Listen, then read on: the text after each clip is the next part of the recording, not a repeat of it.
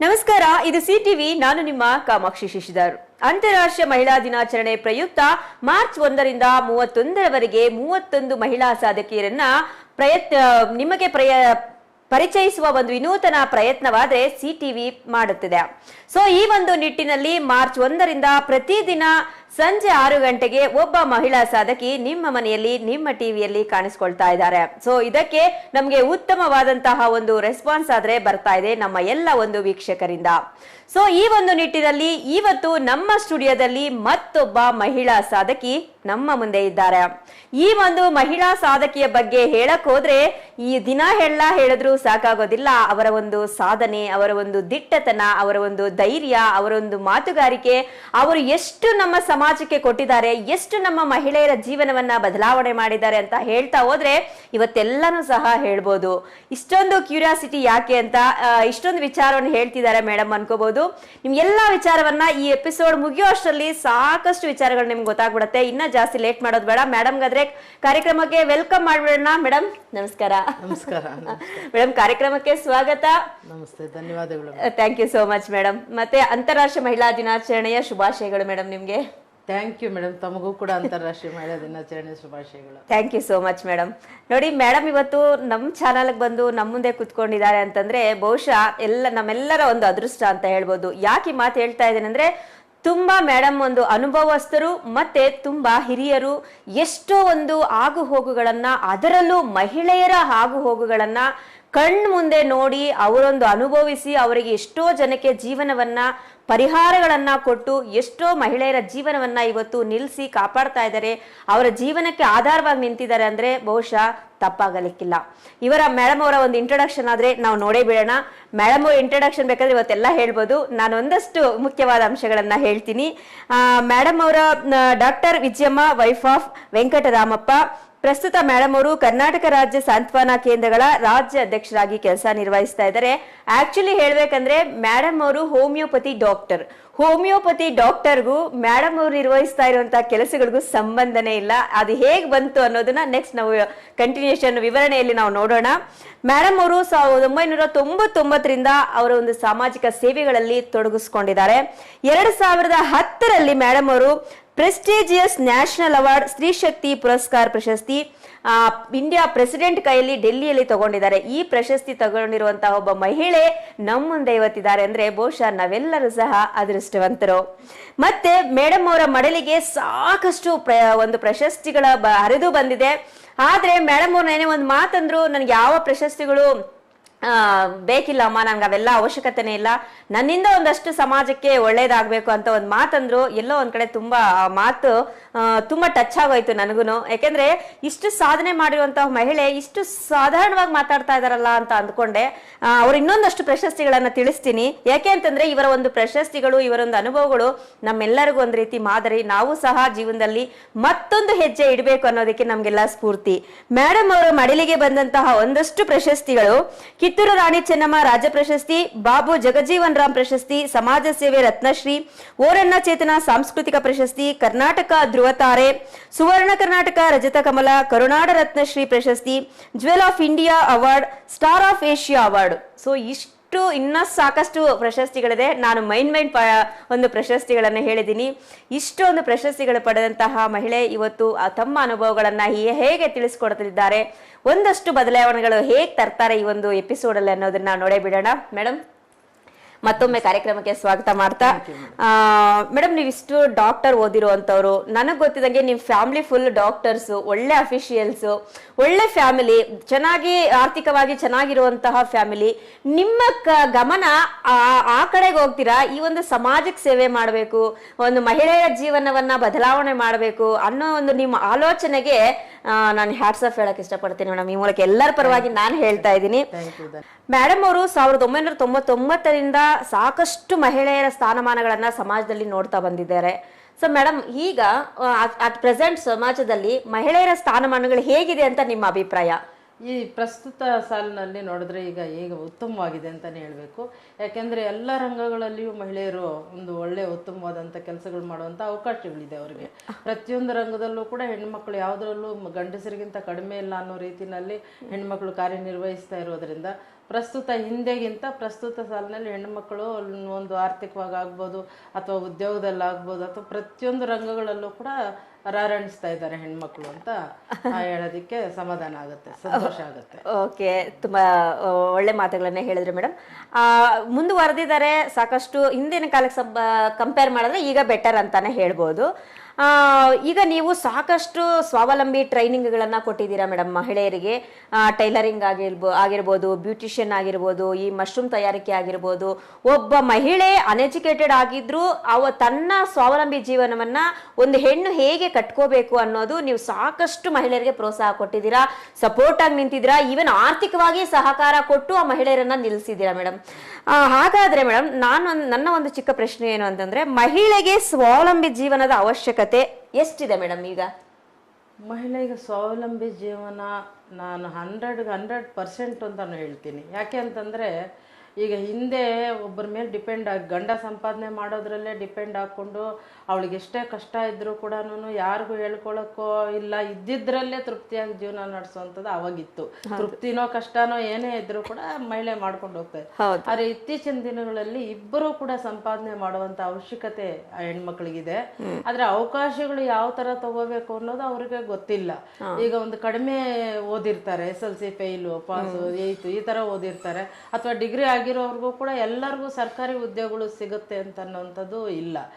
ಅಂತ ಒಂದು ಸಂದರ್ಭದಲ್ಲಿ ನನ್ನ ಆಲೋಚನೆ ಏನಿತ್ತು ಅಂತಂದ್ರೆ, ಈ ಹಳ್ಳಿ ಹೆಣ್ಮಕ್ಳಿಗೆ ಇದ್ರ ಬಗ್ಗೆ ಅವೇರ್ನೆಸ್ ಕೊಟ್ಟು ಅವ್ರನ್ನ ಮುಂಚೂಣಿಗೆ ತರಬೇಕು, ಅವ್ರು ಒಂದು ತರಬೇತಿಗಳ ಮೂಲಕ ಆರ್ಥಿಕ ಸ್ವಾವಲಂಬನೆ ಪಡ್ಕೊಳ್ಳುವಂಥ ಶಕ್ತಿಯನ್ನು ಕೊಡಬೇಕು ಅನ್ನೋಂಥ ಆಲೋಚನೆ ಬಂದಾಗ ನಾನು ಒಂದು ಬ್ಯೂಟಿಷಿಯನ್ ತರಬೇತಿಯನ್ನು ನಾನು ಮಾಡಿಕೊಂಡಿದ್ದೆ.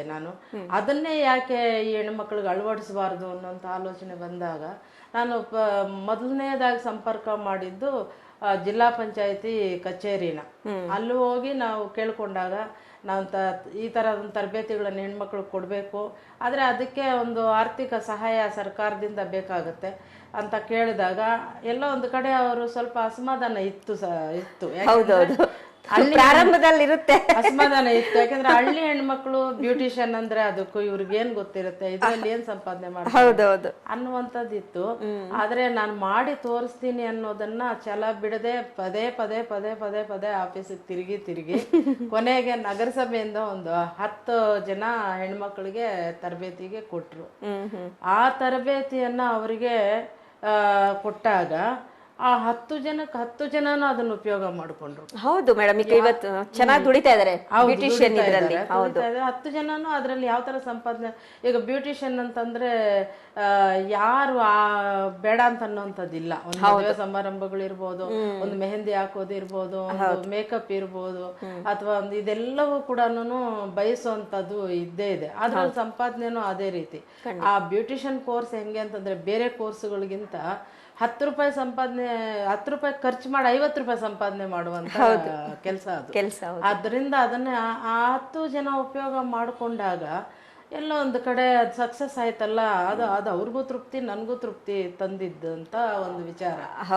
ಅದನ್ನೇ ಪ್ರೂವ್ ಮಾಡೋದಕ್ಕೆ, ಅದನ್ನೇ ಪ್ರೂವ್ ಆಗಿದ್ದನ್ನ ಅಧಿಕಾರಿಗಳ ಗಮನಕ್ಕೆ ತಂದು ನೋಡಿ ಇದು ಸಕ್ಸಸ್ ಆಯ್ತು, ಇನ್ನು ಮುಂದೆ ತಾಲೂಕು ಲೆವೆಲ್ ಅಲ್ಲಿ ಒಂದು 30 ಜನಕ್ಕೆ ಹೆಣ್ಮಕ್ಳಿಗೆ ತರಬೇತಿಯನ್ನು ಕೊಡುವಂತ ಅವಕಾಶ ಕೊಡಿ. ಯಾಕಂದ್ರೆ ದುಡ್ಡು ಸರ್ಕಾರ ಖರ್ಚು ಮಾಡಿದ್ರೆ ಅವ್ರಿಗೆ ಫ್ರೀ ಆಗುತ್ತೆ, ಅವ್ರಿಗೆ ಯಾವುದು ಖರ್ಚುಗಳು ಇಲ್ಲದೆ ಫ್ರೀ ತರಬೇತಿ ಆಗುತ್ತೆ.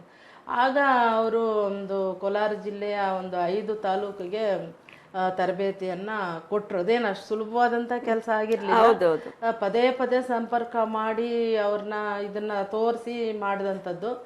ಆಗೇನಾಯ್ತು ಅಂತಂದ್ರೆ 5 ತಾಲೂಕುಗಳಲ್ಲಿನೂ ನಮ್ಗೆ ಅವಾಗ ಹಳ್ಳಿಗಳಿಗೆ ಹೋಗಿ ಆ ಜನರನ್ನ ಒಪ್ಸೋದೇ ಒಂದು ದೊಡ್ಡ ಸಾಹಸ ಆಗಿತ್ತು. ಕೆಲವ್ರ ಮನೆಗಳಲ್ಲೂ ಕೂಡ ವಿರೋಧ ಇರುತ್ತೆ. ಆದ್ರೂ ಕೂಡ ನಾವು ಮನವರಿಕೆ ಮಾಡಿ ಆ ಹೆಣ್ಮಕ್ಳಿಗೆ 30 ಜನ ಹೆಣ್ಮಕ್ಳನ್ನ ಒಂದು ಕಡೆ ಸೇರಿಸಿ ಅವರಿಗೆ ಈ ತರಬೇತಿಯನ್ನ ಕೊಟ್ಟಿದ್ದು. 5 ತಾಲೂಕಲ್ಲೂ ಕೂಡ 30 ಜನಕ್ಕೆ ತರಬೇತಿ ಕೊಟ್ಟಾಗ ಎಲ್ಲ ಒಬ್ರೋ ಇಬ್ರು ಅಕಸ್ಮಾತ್ ಅದನ್ನ ಮಾಡ್ಬೋದು, ಆದ್ರೆ 99% ಸಕ್ಸಸ್ ಆಯ್ತದು 5 ತಾಲೂಕಲ್ಲಿ ಬ್ಯೂಟಿಷಿಯನ್ ತರಬೇತಿ. ಆಗ ಇದು ಒಂದು ಒಳ್ಳೆ ಒಂದು ಆರ್ಥಿಕ ಸಬಲತೆಯನ್ನು ಪಡ್ಕೊಳ್ಳುವಂತ ತರಬೇತಿ. ಹೆಣ್ಮಕ್ಳು ಇದನ್ನ ಉಪಯೋಗ ಮಾಡ್ಕೊಂಡಿದ್ದಾರೆ ಅಂತೇಳಿ ಅದು ಸಕ್ಸಸ್ ಆದಾಗ ಮತ್ತೆ ಚಿಕ್ಕಬಳ್ಳಾಪುರ ಜಿಲ್ಲೆ 6 ತಾಲೂಕುಗಳಿಗೂ ಕೂಡ ಸರ್ಕಾರ ಆದೇಶ ಕೊಟ್ರು ಮಾಡಿ ಇದು ಒಳ್ಳೇದಿದೆ ಅಂತ. 6 ತಾಲೂಕುಗಳನ್ನು ಮಾಡಿದ್ವಿ. 6 ತಾಲೂಕುಗಳು ಕೂಡ ಸಕ್ಸಸ್ಸೇ, ಫೇಲ್ಯೂರ್ ಅಂತೂ ಇಲ್ಲ. ಅಷ್ಟೊಂದು ಎಫರ್ಟ್, ನಮ್ಮ ಎಫರ್ಟ್ ಹೆಂಗಿತ್ತು ಅಂತಂದ್ರೆ ಆ ಹೆಣ್ಮಕ್ಳು ತರಬೇತಿಯನ್ನ ಪಡ್ಕೊಳ್ಬೇಕಾದ್ರೆ ಮೊದಲನೇದಾಗಿ ನಾನು ಮಾಡ್ತಾ ಇದ್ದಿದ್ದು ಬರೀ ಬಂದ ತಕ್ಷಣ ಏನೋ ಒಂದು ಟ್ರೈನಿಂಗ್ ಕೊಟ್ಬಿಡೋಣ ಅಂತ ಮಾಡ್ತಾ ಇರ್ಲಿಲ್ಲ. 30 ಜನನ ಸೇರಿಸ್ಕೊಂಡು ಅವರ ಒಬ್ಬೊಬ್ಬರನ್ನೇ ಆಗ್ಲೇ ಕೌನ್ಸಿಲಿಂಗ್ ಶುರುವಾಗಿತ್ತು. ಆಗ್ಲೇ ಅವ್ರ ಮನೆ ಪರಿಸ್ಥಿತಿ ಏನು, ಗಂಡ ಹೆಂಡತಿ ಆದಾಯ ಏನಿದೆ, ಅವ್ರಿಗೇನ್ ಆದಾಯ ಮೂಲಗಳು, ಮಕ್ಕಳು, ಅವ್ರ ಆರೋಗ್ಯ, ಅವ್ರಿಗೇನಾದ್ರು ಬೇರೆ ತೊಂದರೆಗಳಿದ್ಯಾ, ಕಾನೂನು ಸಂಘರ್ಷಗಳು ಏನಾದ್ರು ಇದೆಯಾ, ಇದನ್ನೆಲ್ಲ ಒಬ್ಬೊಬ್ಬರನ್ನೇ ಕೌನ್ಸಿಲಿಂಗ್ ಮಾಡಿ ನೋಡ್ಬೇಕು. ಇಷ್ಟಿಷ್ಟು ದೊಡ್ಡ ಗ್ರಂಥಗಳಿದೆ ನಮ್ಮಲ್ಲಿ ಬರ್ದಿರೋದು ಅವ್ರ ಡೀಟೇಲ್. ಅವಾಗ ಅದಕ್ಕೇನ್ ಮಾಡ್ತಾ ಇದ್ವಿ ಅಂದ್ರೆ, ಆಗ ನಾನು ಮಾತಾಡ್ತಾ ಇದ್ದೆ, ಅವ್ರ ಕಷ್ಟ ಏನು ಅಂತ ತಿಳ್ಕೊಳ್ತಾ ಇದ್ದೆ. ಅದಕ್ಕೇನ್ ಮಾಡ್ಬೇಕು ಅನ್ನೋದು ಕೂಡ ಅವಾಗ ನನ್ಗೆ ಅಷ್ಟೊಂದು ನಾನೇ ಏನೋ ಒಂದು ಇವ್ರಿಗೆ ಇದಕ್ಕೆಲ್ಲ ಸೊಲ್ಯೂಷನ್ ಕೊಟ್ಬಿಡೋದು ಅಂತ ಗೊತ್ತಿಲ್ಲ. ಆಗೇನ್ ಮಾಡ್ತಾ ಇದ್ದೆ, ಆರೋಗ್ಯ ಸಮಸ್ಯೆಗೆ ಡಾಕ್ಟರ್ನ ಕರೆಸ್ತಾ ಇದ್ದೆ, ಕಾನೂನು ಸಮಸ್ಯೆಗೆ ಲಾಯರ್ನ ಕರೆಸ್ತಾ ಇದ್ದೆ ಆ ಕ್ಲಾಸ್ಗಳಿಗೆ. ಅವ್ರ ಕಡೆಯಿಂದ ಸಲಹೆಗಳು ಕೊಟ್ಟು ಅವ್ರಿಗೆ ಒಂದು ಗಟ್ಟಿ ಮನಸ್ಸು, ಜೀವನ ನನ್ಗೆ ಏನೇ ಇದ್ರು ಕೂಡ ನಾನು ಸಾಧನೆ ಮಾಡ್ಬೋದು, ನನ್ಗೇನ್ ತೊಂದರೆ ಇಲ್ಲ, ನನಗೊಬ್ಬ ಸಪೋರ್ಟ್ ಈ ರೀತಿ ಇದೆ, ನಾನು ಈ ಟ್ರೈನಿಂಗ್ ಮಾಡ್ಕೊಂಡ್ರೆ ನಾನು ಬದುಕೋದಕ್ಕೊಂದು ಆಧಾರ, ಧೈರ್ಯ ಇದೆ ಅಂತ ಹೇಳಿ ಅವ್ರಿಗೆ ಧೈರ್ಯ ಕೊಟ್ಟು ತರಬೇತಿನ ಶುರು ಮಾಡಿದಾಗ ಪ್ರತಿಯೊಬ್ಬರು ಕೂಡ ಅವ್ರ ದುಃಖಗಳು ಕಷ್ಟಗಳನ್ನ ಮರೆತು ಅವ್ರು ಕಲಿತು ಅದನ್ನ ಸಕ್ಸಸ್ ಮಾಡಿದಂತ ಒಂದು ಯಶಸ್ವಿಗೆ ಆ ಒಂದು ತರಬೇತಿ ಮುಗ್ದಾಗ್ಲೇನೆ 2005ರಲ್ಲಿ ಕಿತ್ತೂರು ರಾಣಿ ಚೆನ್ನಮ್ಮ ಪ್ರಶಸ್ತಿ ಬಂದಿದ್ದು. ಕಿತ್ತೂರು ರಾಣಿ ಚೆನ್ನಮ್ಮ ಪ್ರಶಸ್ತಿ ನಮ್ಗೆ ಗೊತ್ತಿಲ್ಲ, ಅದರಿಂದ ಏನು ಅಂತನೋ ಗೊತ್ತಿಲ್ಲ, ಬಟ್ ಸಕ್ಸಸ್ ಆಯ್ತಲ್ಲ ಅಂತ ಅವ್ರು ಕೊಟ್ಟಂತ ಒಂದು ಪ್ರಶಸ್ತಿ ನನಗೆ ಒಂದು ಹುಮ್ಮಸ್ಸು ಆಯ್ತು, ಇನ್ನೂ ಮಾಡ್ಬೇಕು ಅಂತ. ಆಗ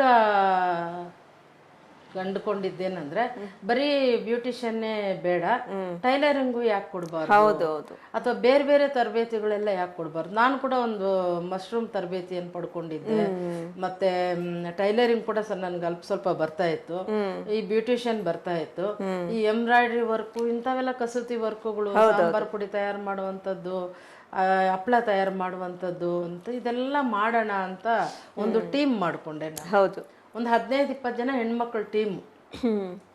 ಅವ್ರಿಗೆ ಟೀಮ್ ಮಾಡ್ಕೊಂಡು ಇದನ್ನೆಲ್ಲ ಎಕ್ಸ್ಪರ್ಟ್ಸ್ನೆಲ್ಲ ಒಂದು ಟೀಮ್ ಮಾಡಿಕೊಂಡು ನಾವು ಬೇರೆ ಜಿಲ್ಲೆಗಳಿಗೆ ಪ್ಲಾನ್ ಮಾಡೋಣ ಅಂತ. ಅಂದ್ರೆ ಆಗ ನಮಗೆ ತುಮಕೂರು ಜಿಲ್ಲೆ 10 ತಾಲೂಕಲ್ಲಿ ಈ ತರಬೇತಿ, ಯಾಕೆಂದ್ರೆ ಇಲ್ಲಿ ಸಕ್ಸಸ್ ಮಾಡಿದ್ದನ್ನ ತಗೊಂಡೋಗಿ ಸರ್ಕಾರದಲ್ಲಿ ಇಟ್ಟಾಗ ಆಯ್ತು ಇವ್ರು ಒಳ್ಳೆ ಕೆಲಸ ಮಾಡಿದ್ದಾರೆ ಕೊಡೋಣ ಅಂತ ತುಮಕೂರು ಜಿಲ್ಲೆ 10 ತಾಲೂಕುಗಳಿಗೆ ನಮ್ಗೆ ತರಬೇತಿ ಮಾಡಿ ಅಂತ ಕೊಟ್ರು. ಆ ಸಂದರ್ಭದಲ್ಲಿ ನಮ್ಮ ಟೀಮ್ ಏನಿತ್ತು 15 ಜನ ಟೀಮು ತುಮಕೂರಲ್ಲಿ ಒಂದು ಮನೆ ಮಾಡ್ಕೊಂಡು ಅಲ್ಲಿ ಇದ್ಕೊಂಡು 10 ತಾಲೂಕು, ಪಾವಗಡಗೆ ಹೋಗ್ಬೇಕು ಅಂದ್ರೆ 110 ಕಿಲೋಮೀಟರ್ ಹೋಗ್ಬೇಕು.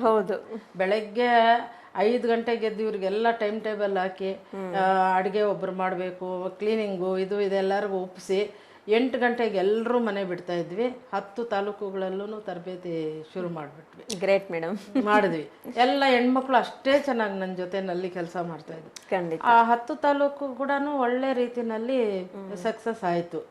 ಆಮೇಲೆ ಈ ಬೇರೆ ವರ್ಕ್ಸು ಏನೋ ನಾವು ಅಂದ್ಕೊಂಡು ಹಪ್ಪಳ ತಯಾರು ಮಾಡಬೇಕು, ಎಲ್ಲಿ ಶುರು ಮಾಡೋಣ ಫಸ್ಟು ಅಂತ ನೋಡಿ ಮೇಡಮ್. ಇದನ್ನ ನಾನು ಹೇಳಲೇಬೇಕು, ಯಾಕೆಂದ್ರೆ ನಮ್ ಗೌರಿಬಿದನೂರು ತಾಲೂಕು ಕಲ್ಲೋಡಿಯನ್ನು ಅಲ್ಲಿ ಶುರು ಮಾಡಿದ್ವಿ ಹಪ್ಪಳ ತಯಾರು. 5 ಜನರಿಂದ ಶುರು ಮಾಡಿದಂತ ಹಪ್ಪಳ ತಯಾರಿಕೆ ಇವತ್ತು ಕಲ್ಲೋಡಿ ಹಪ್ಪಳ ಫೇಮಸ್. ಅಷ್ಟು ಒಳ್ಳೆ ಆ ತರಬೇತಿಯನ್ನು ಶುರು ಮಾಡಿದ್ದು ಆ ಸಂದರ್ಭದಲ್ಲಿ ನಾವು 5 ಜನ. ಆ ಊರು ಎಲ್ಲರೂ ಕೂಲಿಗೆ ಹೋಗ್ತಾ ಇರುವಂತದ್ದಿತ್ತು. ಇವತ್ತು ಅಲ್ಲಿ ಒಂದು ಬ್ಯಾಂಕು ಕೂಡ ಇದೆ, ಬ್ಯಾಂಕ್ ಇದೆ. ಅಲ್ಲಿ ಎಲ್ಲಾ ಹೆಣ್ಮಕ್ಳು ಕೂಡ ಒಳ್ಳೆ ಈ ತರ ಇದ್ರಲ್ಲಿ ಸಂಪಾದನೆ ಮಾಡ್ತಾ ಇದ್ದಾರೆ, ಸ್ವಾವಲಂಬಿ ಜೀವನ ಮಾಡ್ತಾ ಇದ್ದಾರೆ ಈ ರೀತಿ. ಮತ್ತೆ ಹಾಸನ್ ತಾಲೂಕು 8 ತಾಲೂಕು, ಹಾಸನ್ ಡಿಸ್ಟ್ರಿಕ್ಟ್ 8 ತಾಲೂಕು ತರಬೇತಿ ಕೊಟ್ಟಾಗ ಅಲ್ಲಿ ಅಗರಬತ್ತಿ ತರಬೇತಿ ಕೂಡ ಮಾಡಿದ್ವಿ.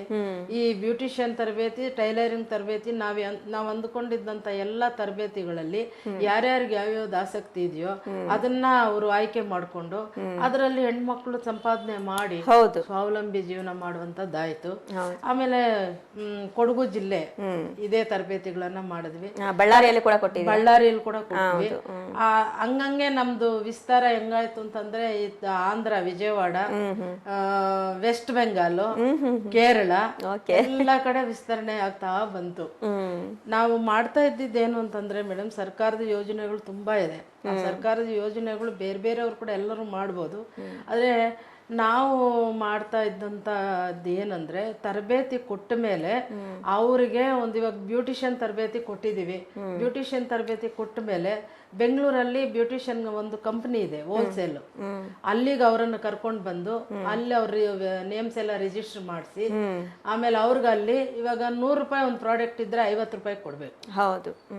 ಆ ರೀತಿ ಡಿಸ್ಕೌಂಟ್ ಮಾಡಿಸಿ, ಆ ಮೆಟೀರಿಯಲ್ ಪರ್ಚೇಸ್ ಮಾಡೋದಕ್ಕೆ ಅಲ್ಲಿ ಕಂಪ್ನಿಯಲ್ಲಿ ರಿಜಿಸ್ಟರ್ ಮಾಡಿಸಿ, ಮತ್ತೆ ಮೆಟೀರಿಯಲ್ ಪರ್ಚೇಸ್ ಮಾಡಿದ್ಮೇಲೆ ಅವ್ರಿಗೊಂದು ಚಿಕ್ಕ ಜಾಗ ಆಗ್ಲಿ ಅಥವಾ ಅವ್ರಿಗೆ ಯಾವ ತರ ಅನುಕೂಲ ಇದೆಯೋ ಅಲ್ಲಿ ಒಂದು ಪಾರ್ಲರ್ ಅನ್ನ ಯಾವ ರೀತಿ ಮಾಡಬೇಕು ಆ ರೀತಿ ಎಲ್ಲವನ್ನು ಮಾಡಿ ಇನಾಗ್ರೇಷನ್ ಮಾಡಿ ಅವ್ರ ಮೊದಲನೇ ಸಂಪಾದನೆ ನೋಡಿದ ಮೇಲೆನೆ ನಾನು ಆಚೆ ಬಂದಿದ್ದೆ. ಹೌದು ಮೇಡಮ್. ಯಾಕೆಂತಂದ್ರೆ ಇದು ಉಪಯೋಗ ಆಗ್ಬೇಕು ಅಂದ್ರೆ ನಾವು ಅಷ್ಟು ಎಫರ್ಟ್ ಹಾಕ್ಬೇಕು. ಆ ರೀತಿನಲ್ಲಿ ಹೆಣ್ಮಕ್ಳು ಸ್ವಾವಲಂಬಿ ಜೀವನಗಳನ್ನ ಮಾಡ್ತಾ ಇದ್ದಾರೆ. ಖಂಡಿತ ಖಂಡಿತ. ಇಬ್ಬರು ಸಂಪಾದನೆಯಿಂದ ಮನೆಯಲ್ಲಿ ಅವಶ್ಯಕತೆ ಇರೋದ್ರಿಂದ ಈ ಕಾಲದಲ್ಲಿ ಪ್ರತಿಯೊಬ್ಬರು ಕೂಡ ಇಲ್ಲಿ ಓದಿರೋಂತ ಹೆಣ್ಣು ಇರ್ಬೋದು, IAS ಇರ್ಬೋದು, IPS ಇರ್ಬೋದು, ಕೂಲಿ ಮಾಡೋ ಹೋಗ್ತಾ ಇರೋಂತ ಹೆಣ್ಣು ಮಕ್ಳು ಇರ್ಬೋದು, ಇವತ್ತು ಎಲ್ಲ ರಂಗಗಳಲ್ಲೂ ಹೆಣ್ಮಕ್ಳು ಇರ್ಬೋದು. ಆದ್ರೆ ಈ ಕೆಳಮಟ್ಟದಲ್ಲಿ ಇರೋಂತ ಹೆಣ್ಮಕ್ಳು ಕೂಡ ನೆಮ್ಮದಿಯಾಗಿ ನಾನು ಸಂಪಾದನೆ ಮಾಡಬಲ್ಲೆ, ನಾನು ಆತ್ಮಸ್ಥೈರ್ಯದಿಂದ ಬದುಕಬಲ್ಲೆ, ಯಾರಿದ್ರು ಯಾರಿಲ್ದೇ ಇದ್ರು ಕೂಡ ನಾನು ಬದುಕಿ ತೋರಿಸಬಲ್ಲೆ ಅನ್ನೋಂಥದ್ದು ಆಗ್ತಾ ಇರೋದು ನನಗೆ ಬಹಳಷ್ಟು ಖಂಡಿತ ಖಂಡಿತ ಮೇಡಮ್. ಯಾಕೆಂದ್ರೆ ಇವತ್ತು ಪಾರ್ಲರ್ ಅಂದ್ರೆ ಕೆಲವರಿಗೆ ಒಂದು ನೆಗೆಟಿವ್ ಆಸ್ಪೆಕ್ಟ್ ಇದೆ, ಬಟ್ ಅದೇನು ಅಷ್ಟು ಸಂಪೂರ್ಣವಾಗಿ ಏನಿಲ್ಲ, ಒಂದು 10% ಅಷ್ಟೇ. ಬಟ್ 90% ಮಹಿಳೆಯರು ಇವತ್ತು ಒಂದು ಒಳ್ಳೆ ಪ್ರೊಫೆಷನ್ ಆಗಿ ಮಾಡ್ಕೊಂಡು ಲೈಫ್ ನ ಸೆಟ್ಲ್ ಮಾಡ್ಕೊಂಡಿರೋರು ಇದ್ದಾರೆ.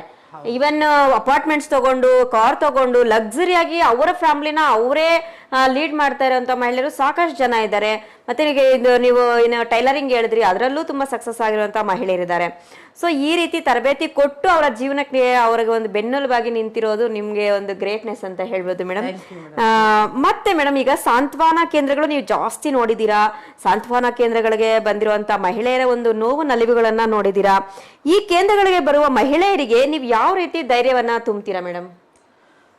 ಮೇಡಮ್, ಸಾಂತ್ವನ ಕೇಂದ್ರಗಳು ಈಗ ನಾನು ನಡೆಸ್ತಾ ಇರುವಂತ ಶಿಡ್ಲಘಟ್ಟ, ಚಿಂತಾಮಣಿ ಎರಡು ನಾವು ನಡೆಸ್ತಾ ಇದೀವಿ. 8 ಜನ ಅಲ್ಲಿ ಕೆಲಸ ಮಾಡ್ತಾ ಇದ್ದಾರೆ. ಅದ್ರಲ್ಲಿ ಇವರು ಒಬ್ರು ಕೌನ್ಸಿಲರು. ಮತ್ತೆ ಕ್ವಾಲಿಫಿಕೇಶನ್ ಬಂದು MSW, MA sociology, BA sociology ಆಗಿರೋರ್ನೇ ಅಪಾಯಿಂಟ್ ಮಾಡ್ಕೊಂಡಿರುವಂತದ್ದು. ಆಮೇಲೆ ಈಗ ಏನು ಅಂತಂದ್ರೆ, ಮಹಿಳೆಯರಿಗೆ ಸಮಸ್ಯೆಗಳಿಗೆ ಸ್ಪಂದಿಸುವಂತದ್ದು ನಾವು ಮಾಡಬೇಕು. ಆ ಮಹಿಳೆಯರಿಗೆ ಏನಾದರೂ ಕಷ್ಟ ಬಂದರೆ, ಅವ್ರಿಗೆ ತೊಂದರೆ ಬಂದರೆ, ಅವ್ರಿಗೆ ಕುಟುಂಬದಲ್ಲಿ ಏನಾದ್ರು ಸಮಸ್ಯೆಗಳಾದರೆ ಅವ್ರು ಎಲ್ಲಿ ಹೋಗ್ಬೇಕು, ಎಲ್ಲಿ ಹೇಳ್ಕೋಬೇಕು, ಯಾವ ರೀತಿ ಸಹಾಯ ಪಡ್ಕೋಬೇಕು ಅನ್ನೋದು ಗೊತ್ತಿಲ್ಲದೆ ಇರುವಂತ ಸಂದರ್ಭದಲ್ಲಿ ಈ ಸಾಂತ್ವನ ಕೇಂದ್ರಗಳು ಒಂದು ವರದಾನ ಆಗಿದೆ ನಮ್ಮ ಮಹಿಳೆಯರಿಗೆ. ಆಮೇಲೆ ಈಗ ನಾನು 194 ಮಹಿಳಾ ಸಾಂತ್ವನ ಕೇಂದ್ರಗಳು ನಮ್ಮ ರಾಜ್ಯದಲ್ಲಿದೆ. ಈ 194 ಮಹಿಳಾ ಸಾಂತ್ವನ ಕೇಂದ್ರಗಳಿಗೆ ಅಧ್ಯಕ್ಷರಾಗಿ ಕೆಲಸ ಮಾಡ್ತಾ ನಮ್ಮ ಹೆಣ್ಮಕ್ಳ ಸಮಸ್ಯೆ ಮಾಡ್ತಾ ಇದ್ದೀನಿ. ಇನ್ನೊಂದು 2 ಹೇಳ್ಬಿಡ್ಬೇಕು.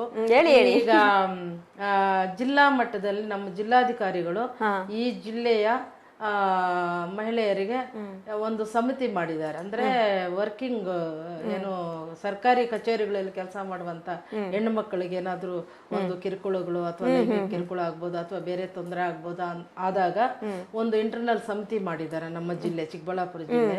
ಅದರ ಅಧ್ಯಕ್ಷಲಾಗೂ ಕೂಡ ನಾನು ಕೆಲಸ ಮಾಡ್ತಾ ಇದ್ದೀನಿ. ನನ್ನನ್ನು ಅಧ್ಯಕ್ಷರು ಮಾಡಿದ್ದಾರೆ. ಆಮೇಲೆ ನಾನು KSRTC 5 ಡಿಪೋಗಳಿದೆ. KSRTC ಡಿಪೋಗೆ ಒಂದು ಇಂಟರ್ನಲ್ ಸಮಿತಿ ಸದಸ್ಯರಾಗಿ ಅಲ್ಲೂ ಕೆಲಸ ಮಾಡ್ತಿದ್ದೀನಿ. ಅಲ್ಲಿ ಕೆಲಸ ಮಾಡುವಂತ ಹೆಣ್ಣು ಮಕ್ಕಳು ಸಮಸ್ಯೆಗಳನ್ನ ನೋಡ್ತಾ ಇದ್ದೀನಿ. ಮತ್ತೆ health department, state level health department ಅಲ್ಲಿ ಇಂಟರ್ನಲ್ ಸಮಿತಿಯ ಒಂದು ಸದಸ್ಯರನ್ನಾಗಿ ಮಾಡಿದ್ದಾರೆ.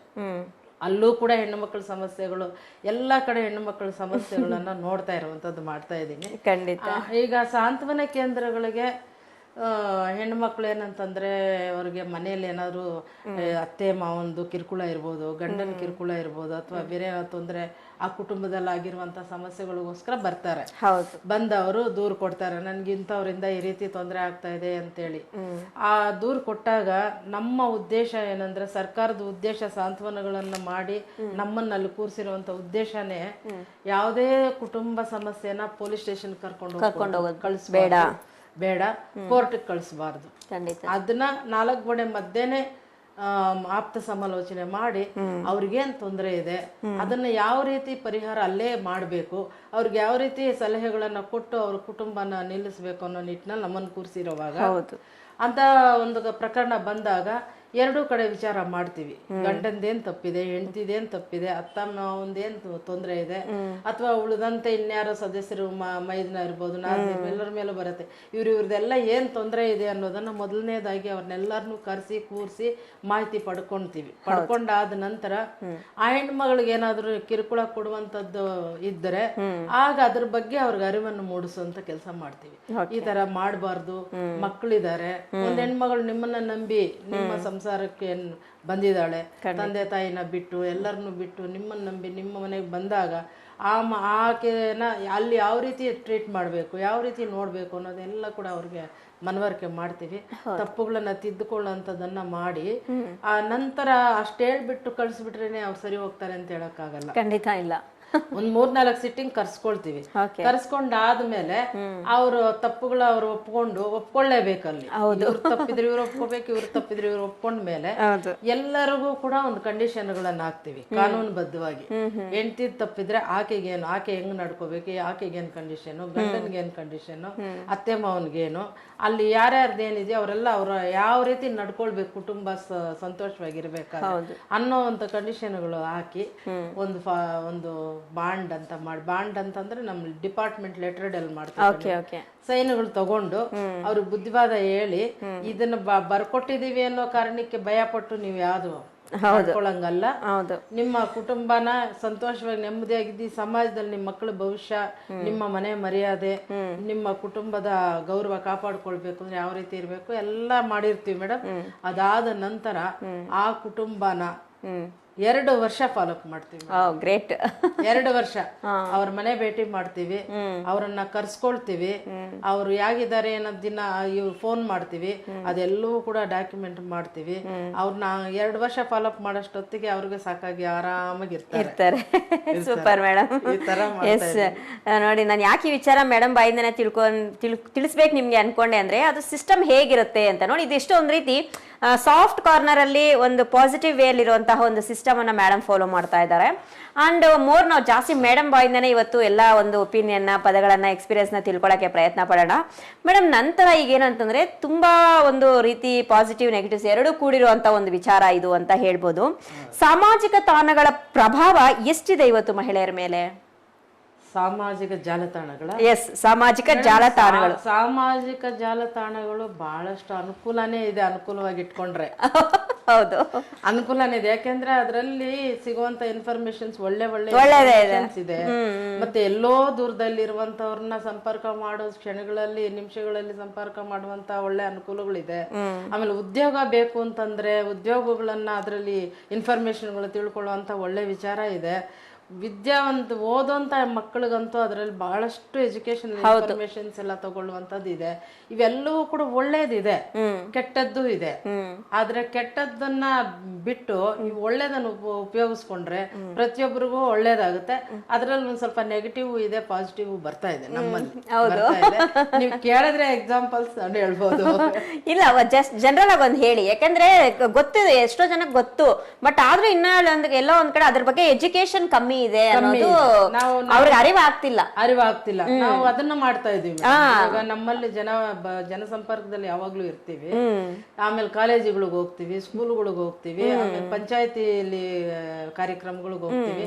ಮತ್ತೆ ನಾವೇ ಜನರನ್ನ ಸೇರಿಸಿ ಅನೇಕ ಅವೇರ್ನೆಸ್ ಕಾರ್ಯಕ್ರಮ ಮಾಡುವಾಗ ಎಲ್ಲವೂ ಕೂಡ ಸಾಮಾಜಿಕ ಜಾಲತಾಣಗಳಲ್ಲಿ ಏನೇನು ಅನುಕೂಲಗಳಿದೆ, ಯಾವ ರೀತಿ ಅನುಕೂಲ ಮಾಡ್ಕೊಳ್ಬೋದು, ಇವ್ರು ಯಾವ ರೀತಿ ಇನ್ಫಾರ್ಮೇಶನ್ಗಳು ತಗೊಳ್ಬೋದು, ಯಾವ ರೀತಿ ಇದು ಒಳ್ಳೇದಿದೆ, ಯಾವ ರೀತಿ ಕೆಟ್ಟದ್ದಿದೆ ಅನ್ನೋದನ್ನು ಕೂಡ ಅವ್ರಿಗೆ ಮನವರಿಕೆ ಮಾಡ್ತೀವಿ. ಹೌದು, ಯಾಕೆಂದ್ರೆ ಇವತ್ತು ಸಾಮಾಜಿಕ ಜಾಲತಾಣ ಅನ್ನೋದು ನಾನು ಫಸ್ಟ್ ಅಲ್ಲೇ ಹೇಳಿದೆ, ನೆಗೆಟಿವ್ಸ್ ಇದೆ, ಪಾಸಿಟಿವ್ಸ್ ಇದೆ ಅಂತ. ನೀವು ಹೇಳ್ದಂಗೆ ನೋಡಿ, ಮೇಡಮ್ ತುಂಬಾ ಹಿರಿಯರು, ತುಂಬಾ ಅನುಭವಸ್ಥರು, ಅವ್ರು ಒಂದೇ ಸಿಂಗಲ್ ಅಂಡ್ ಶಾರ್ಟ್ ಆಗಿ ಹೇಳ್ಬಿಟ್ರು, ಸಾಮಾಜಿಕ ಜಾಲತಾಣಗಳಿಂದ ನಮಗೆ ಒಳ್ಳೇದು ಇದೆ, ಕೆಟ್ಟದ್ದು ಇದೆ, ನಾವು ತಗೊಳ್ಳೋದ್ರ ಮೇಲೆ ಡಿಪೆಂಡ್ ಅಷ್ಟೇನೆ ಅಂತ ಹೇಳ್ಬಿಟ್ಟು ಎಲ್ಲ ಒಂದು ಹಿರಿಯರ ಒಂದು ಅನುಭವಸ್ಥರ ಮಾತಿದೊಂದೇ ಎಲ್ಲರೂ ಹೇಳ್ತಿರೋದು. ಆದ್ರೆ ನೀವು ತಗೊಳ್ಳೋ ರೀತಿ ಹೀಗಿರುತ್ತೆ. ಈಗ ಏನೋ ಒಂದು ಇವಾಗ ಪೆನ್ ಇದೆ ನಮ್ಮ ಕೈಯಲ್ಲಿ, ಇದನ್ನ ಬರೆಯೋಕೆ ಉಪಯೋಗಿಸಿದ್ರೆ ಇದು ಪಾಸಿಟಿವ್, ಇದನ್ನ ಯಾರನ್ನ ತಗೊಂಡು ಚುಚ್ಚೋಕೆ ಉಪಯೋಗಿಸಿದ್ರೆ ಇದು ನೆಗೆಟಿವ್. ಹಾಗೆ ನಮ್ಮ ಕೈಯಲ್ಲಿರೋ ಮೊಬೈಲು ಅಷ್ಟೇ, ಅದನ್ನ ನಮ್ಮ ಜೀವನಕ್ಕೆ ಮತ್ತೆ ನಾವು ಓದ್ತಾ ಇರೋಂಥದಕ್ಕೆ, ನಮ್ಮ ವೃತ್ತಿಗೆ ನಾವೇನ್ ಮತ್ತೊಂದು ಹೆಜ್ಜೆ ಮುಂದೆ ಇಡೋದಕ್ಕೆ ಉಪಯೋಗಿಸ್ಕೊಂಡ್ರೆ ಅದು ಪಾಸಿಟಿವ್. ಅದರಲ್ಲಿರುವಂತಹ ನೆಗೆಟಿವ್ ಕಾಣಿಸುತ್ತೆ. ಇವಾಗ ಏನ್ ಸಾಮಾಜಿಕ ಜಾಲತಾಣಗಳಂದ್ರೆ ನಾವೇನಾದ್ರೂ ಒಂದ್ಸಲ ಇಂಟ್ರೆಸ್ಟ್ ಕೊಟ್ಟು ಒಂದು ವಿಡಿಯೋ ನೋಡಿದೀವಿ, ಒಂದೇನೋ ಇದು ನೋಡಿದ್ವಿ ಅಂತಂದ್ರೆ ಅದನ್ನೇ ಬೂಸ್ಟ್ ಮಾಡ್ತಾ ಇರುತ್ತೆ ಮೊಬೈಲ್. ಸೊ ಹಂಗಾಗಿ ಎಲ್ಲೋ ಒಂದು ಕಡೆ ನೆಗೆಟಿವ್ ಅನ್ನೋದಿದೆ. ಅದರಿಂದ ನಾವೆಷ್ಟು ದೂರ ಇದ್ರೆ ಅಷ್ಟು ಒಳ್ಳೇದು ಅಂತ ಅನ್ಸುತ್ತೆ. ಮತ್ತೆ ಮೇಡಮ್, ಈ ಎಲ್ಲಾ ಕ್ಷೇತ್ರಗಳಲ್ಲೂ ಮಹಿಳೆಯರ ಸ್ಥಾನಮಾನಗಳು ಸಮಾನವಾಗಿದೆಯಾ ಮೇಡಮ್? ಅದು ನೋಡಿ, ಹಿಂದಕ್ಕೆ ಅಂತ ಹೇಳ್ತೀನಿ. ಹಿಂದಕ್ಕೆ ಹೋಲಿಸ್ಕೊಂಡ್ರೆ ಸಮಾನವಾಗಿ ಯಾವ ರಂಗಗಳಲ್ಲಿ ಇಲ್ಲ ನಮ್ಮ ಹೆಣ್ಮಕ್ಳು. ಸಮಾನವಾಗಿ ಎಲ್ಲ ರಂಗಗಳಲ್ಲೂ ಕೆಲಸ ಮಾಡ್ತಾ ಇದ್ದಾರೆ. ಇವಾಗ ಒಂದು ಪೊಲೀಸ್ ಇಲಾಖೆಯಲ್ಲಿ ಇದ್ದಾರೆ, ಎಜುಕೇಶನ್ ಡಿಪಾರ್ಟ್ಮೆಂಟ್ ಇಲ್ಲ, ಫ್ಲೈಟ್ ಓಡಿಸೋದ್ರಲ್ಲಿ ಇದ್ದಾರೆ, ಎಲ್ಲದರಲ್ಲೂ ಇದ್ದಾರೆ, ಯಾವ್ದ್ರಲ್ಲೂ ಇಲ್ಲ ಅಂತಿಲ್ಲ. ಆದ್ರೆ ಎಲ್ಲೋ ಒಂದು ಕಡೆ ಇನ್ನು ಪುರುಷ ಪ್ರಧಾನ ಸಮಾಜ ಅನ್ನೋ ನಿಟ್ಟಿನಲ್ಲಿ ಆಲೋಚನೆ ಮಾಡೋದಾದ್ರೆ ಎಲ್ಲ ರಂಗಗಳಲ್ಲಿ ಅವ್ರಿಗಿಂತ ಇವ್ರು ಬುದ್ಧಿವಂತರೇ. ನಾನು ಎಲ್ಲಾ ಕಡೆ ಹೇಳ್ತಾ ಇದ್ದೀನಿ ನೋಡ್ರಿ, ಉಳಿತಾಯ ಮಾಡೋದ್ರಲ್ಲಿ ಬುದ್ಧಿವಂತರು, ಕೆಲಸ ಮಾಡೋದ್ರಲ್ಲಿ ಬುದ್ಧಿವಂತರು, ಎಜುಕೇಶನ್ ಬುದ್ಧಿವಂತರು, ದೊಡ್ಡ ದೊಡ್ಡ ಹುದ್ದೆಗಳಲ್ಲಿ ನಿಭಾಯಿಸುವಂತ ಕೆಪಾಸಿಟಿ ಇರುವಂತದ್ರಲ್ಲಿ ಎಲ್ಲ ಬುದ್ಧಿವಂತರು ನೀವು. ಆದ್ರೆ ನಾನು ಹೇಳ್ತಾ ಇರೋದು ಯಾಕೆಂತಂದ್ರೆ, ಈಗ ಮನೆಯಲ್ಲಿ ನಾವು ಇಷ್ಟೆಲ್ಲ ಎತ್ತರಕ್ಕೆ ಹೋಗ್ತಾ ಇದ್ದೀವಿ ಅಂತ ಅನ್ನುವಾಗ ಎಲ್ಲೋ ಒಂದು ಕಡೆ ಅವ್ರಿಗೆ ಜಲಸ್ ಅನ್ನೋದು, ಹೌದು, ಈಗೋ ಅನ್ನೋದು, ಅದು ಸಹಜ ಗುಣ ಆದಾಗ ಇಲ್ಲಪ್ಪ ನೀವೇ ದೊಡ್ಡವರು ಅನ್ನೋ ಒಂದು ಆಲೋಚನೆ ಬಂದ್ಬಿಟ್ರೆ ನಾವೆಲ್ಲ ರಂಗಗಳಲ್ಲಿ, ಈಗ ನಾನು ಇದಕ್ಕೆ ಒಂದು ಎಕ್ಸಾಂಪಲ್, ಬೆಸ್ಟ್ ಎಕ್ಸಾಂಪಲ್ ನಮ್ಮ ಯಜಮಾನ್ರು. ಈಗ ನಾನು ಹೇಳಿದೆ ಇಷ್ಟೆಲ್ಲಾ ಕಡೆ ನಾನು ಓಡಾಟ ಮಾಡಿದ್ದೀನಿ ಅಂತಂದ್ರೆ, ನಾನು 35 ವರ್ಷದ 40 ವರ್ಷದ ಹಿಂದಿನಿಂದ ಮಾಡ್ತಾ ಇರುವಂತ ಕೆಲಸಗಳು. ಇದಕ್ಕೆಲ್ಲದಕ್ಕೂ ನನ್ನ ಬೆನ್ನೆಲುಬಾಗಿ ನಿಂತಿರೋನು ಅಂದ್ರೆ ನಮ್ಮ ಯಜಮಾನ್ರು. ಹೌದು, ಅವರ ಒಂದು ಪ್ರೋತ್ಸಾಹ, ಸಪೋರ್ಟ್ ಇಲ್ಲದೆ ಇದ್ದಿದ್ರೆ ಇವತ್ತು ನಾನೇನು ಸಾಧನೆ ಮಾಡಕ್ ಖಂಡಿತ ಸಾಧ್ಯ ಆಗ್ತದೆ, ಖಂಡಿತ ಅಲ್ವಾ? ಆ ರೀತಿ. ಆದ್ರೆ ಎಲ್ಲದರಲ್ಲೂ ಸಮಾನತೆ ಇದೆಯಾ ಅಂತಂದ್ರೆ ಕೆಲವು ಕಡೆ ಇರ್ಬಹುದು, ಕೆಲವು ಕಡೆ ಸ್ವಲ್ಪ ಸಮಸ್ಯೆಗಳು ಇರ್ಬಹುದು. ಆದ್ರೆ ಅದನ್ನ ನಿಭಾಯಿಸ್ಕೊಂಡು ಹೋಗೋದ್ರಲ್ಲಿ ಹೆಣ್ಮಕ್ಳು ಬುದ್ಧಿವಂತರಾಗ್ಬೇಕು ಅಂತ ಹೌದು ಹೇಳ್ತೀನಿ. ಹೆಣ್ಮಕ್ಳು ಬುದ್ಧಿವಂತರಾಗ್ಬೇಕು. This is point. ಅದಕ್ಕೆ ಹೇಳಿದ್ ನಿಮ್ ಬಾಯಿಂದನೇ ಹೇಳಿ ಅಂತ ಹೇಳ್ಬಿಟ್ಟು ಇದು ಪಾಯಿಂಟ್ ಬರ್ಬೇಕಾಗಿದ್ದು. ಹೌದು, ಬುದ್ಧಿವಂತರಾಗ್ಬೇಕು.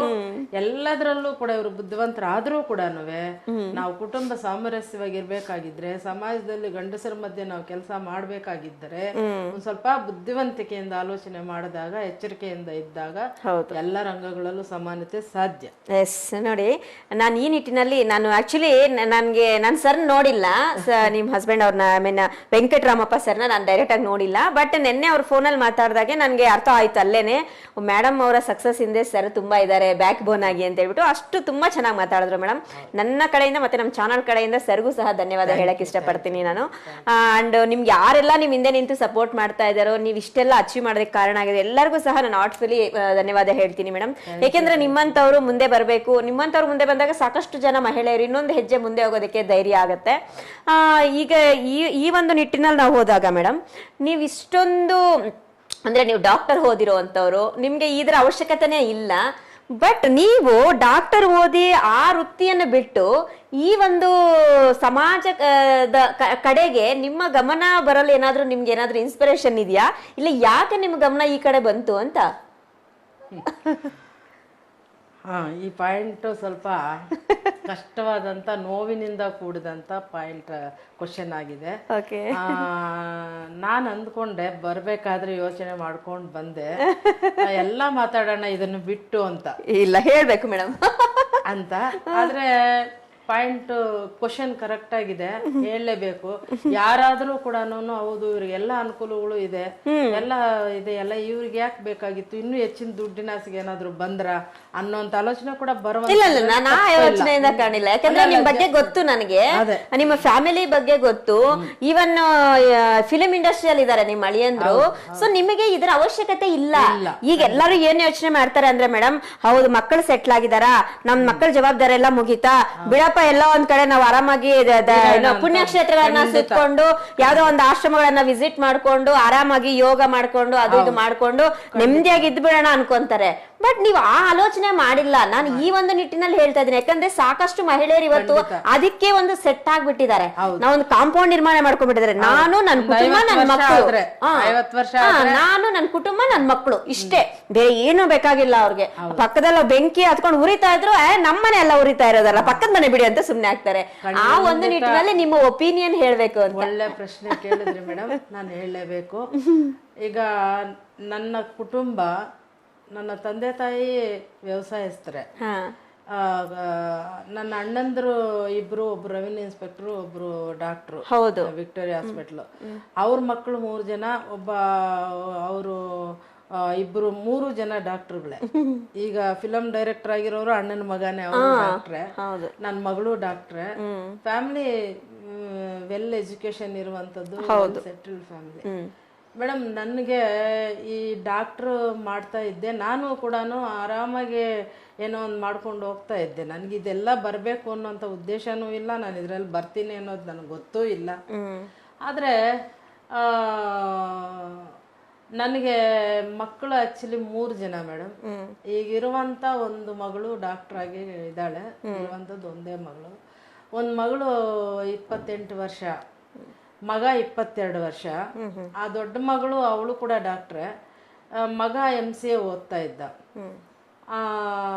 ನಾನು ಒಬ್ಬ ಗೃಹಿಣಿಯಾಗಿ ಮನೆಯಲ್ಲಿ ಇದ್ದಂಥವಳು, ಮಕ್ಕಳನ್ನ ನೋಡಿಕೊಂಡು ಗೃಹಿಣಿಯಾಗಿ ಮನೇಲಿ ಇದ್ದುಕೊಂಡು ನಾನು ಓದಿರೋದು ವೇಸ್ಟ್ ಆಗಬಾರ್ದು ಅಂತೇಳಿ ನಾನೊಬ್ಬ ಡಾಕ್ಟ್ರಾಗಿ ಒಂದು ಕ್ಲಿನಿಕ್ ಮಾಡಿಕೊಂಡು ಕೃಷ್ಣರಾಜಪುರದಲ್ಲಿ ಮಾಡ್ಕೊಂಡು ಇದ್ದಂಥವಳು. ಈ ಆಚಿನ ಪ್ರಪಂಚದ್ದೇನು ನನಗಷ್ಟು ಗೊತ್ತಿಲ್ಲ. ನನ್ನ ಮಗ, ಅವನಿಗೆ ಒಂದು ಸ್ವಲ್ಪ ಸೋಷಿಯಲ್ ಸರ್ವಿಸಲ್ಲಿ ಇಂಟ್ರೆಸ್ಟ್ ಇತ್ತು. ಅವನು ಓದ್ಕೊಂಡೇ ಒಂದು ಕಂಪ್ಯೂಟರ್ ಟ್ರೈನಿಂಗ್ಸ್ ಕೊಡ್ತಾ ಇದ್ದ. ಅವನು ಕಂಪ್ಯೂಟರ್ ಟ್ರೈನಿಂಗ್ಸ್ ಅಂತಂದ್ರೆ ತುಮಕೂರಿಂದ ಯಾವುದೋ ಒಂದು ಸಂಸ್ಥೆಯವರು ಬಂದಿದ್ರು, ಅವ್ರ ಜೊತೆನಲ್ಲಿ ಸೇರ್ಕೊಂಡು ಇವನು ಕೆಲಸ ಮಾಡಿಕೊಂಡು ಟ್ರೈನಿಂಗ್ ಕೊಡ್ತಾ ಇದ್ದಂಥ ಸಂದರ್ಭದಲ್ಲಿ ಅವ್ರೇನ್ ಮಾಡಿದ್ರು, ಈ ಹುಡುಗ ತುಂಬಾ ಚೆನ್ನಾಗಿ ಕೆಲಸ ಮಾಡ್ತಾ ಇದ್ದಾನೆ, ಈ ಒಂದು 5-6 ತಾಲೂಕುದು ಜವಾಬ್ದಾರಿ ಕೊಟ್ರೆ ನೀವು ನಿಭಾಯಿಸ್ತಾನೆ ಅಂತೇಳಿ ಅವನಿಗೆ ಜವಾಬ್ದಾರಿ ಕೊಟ್ಟಿದ್ರು.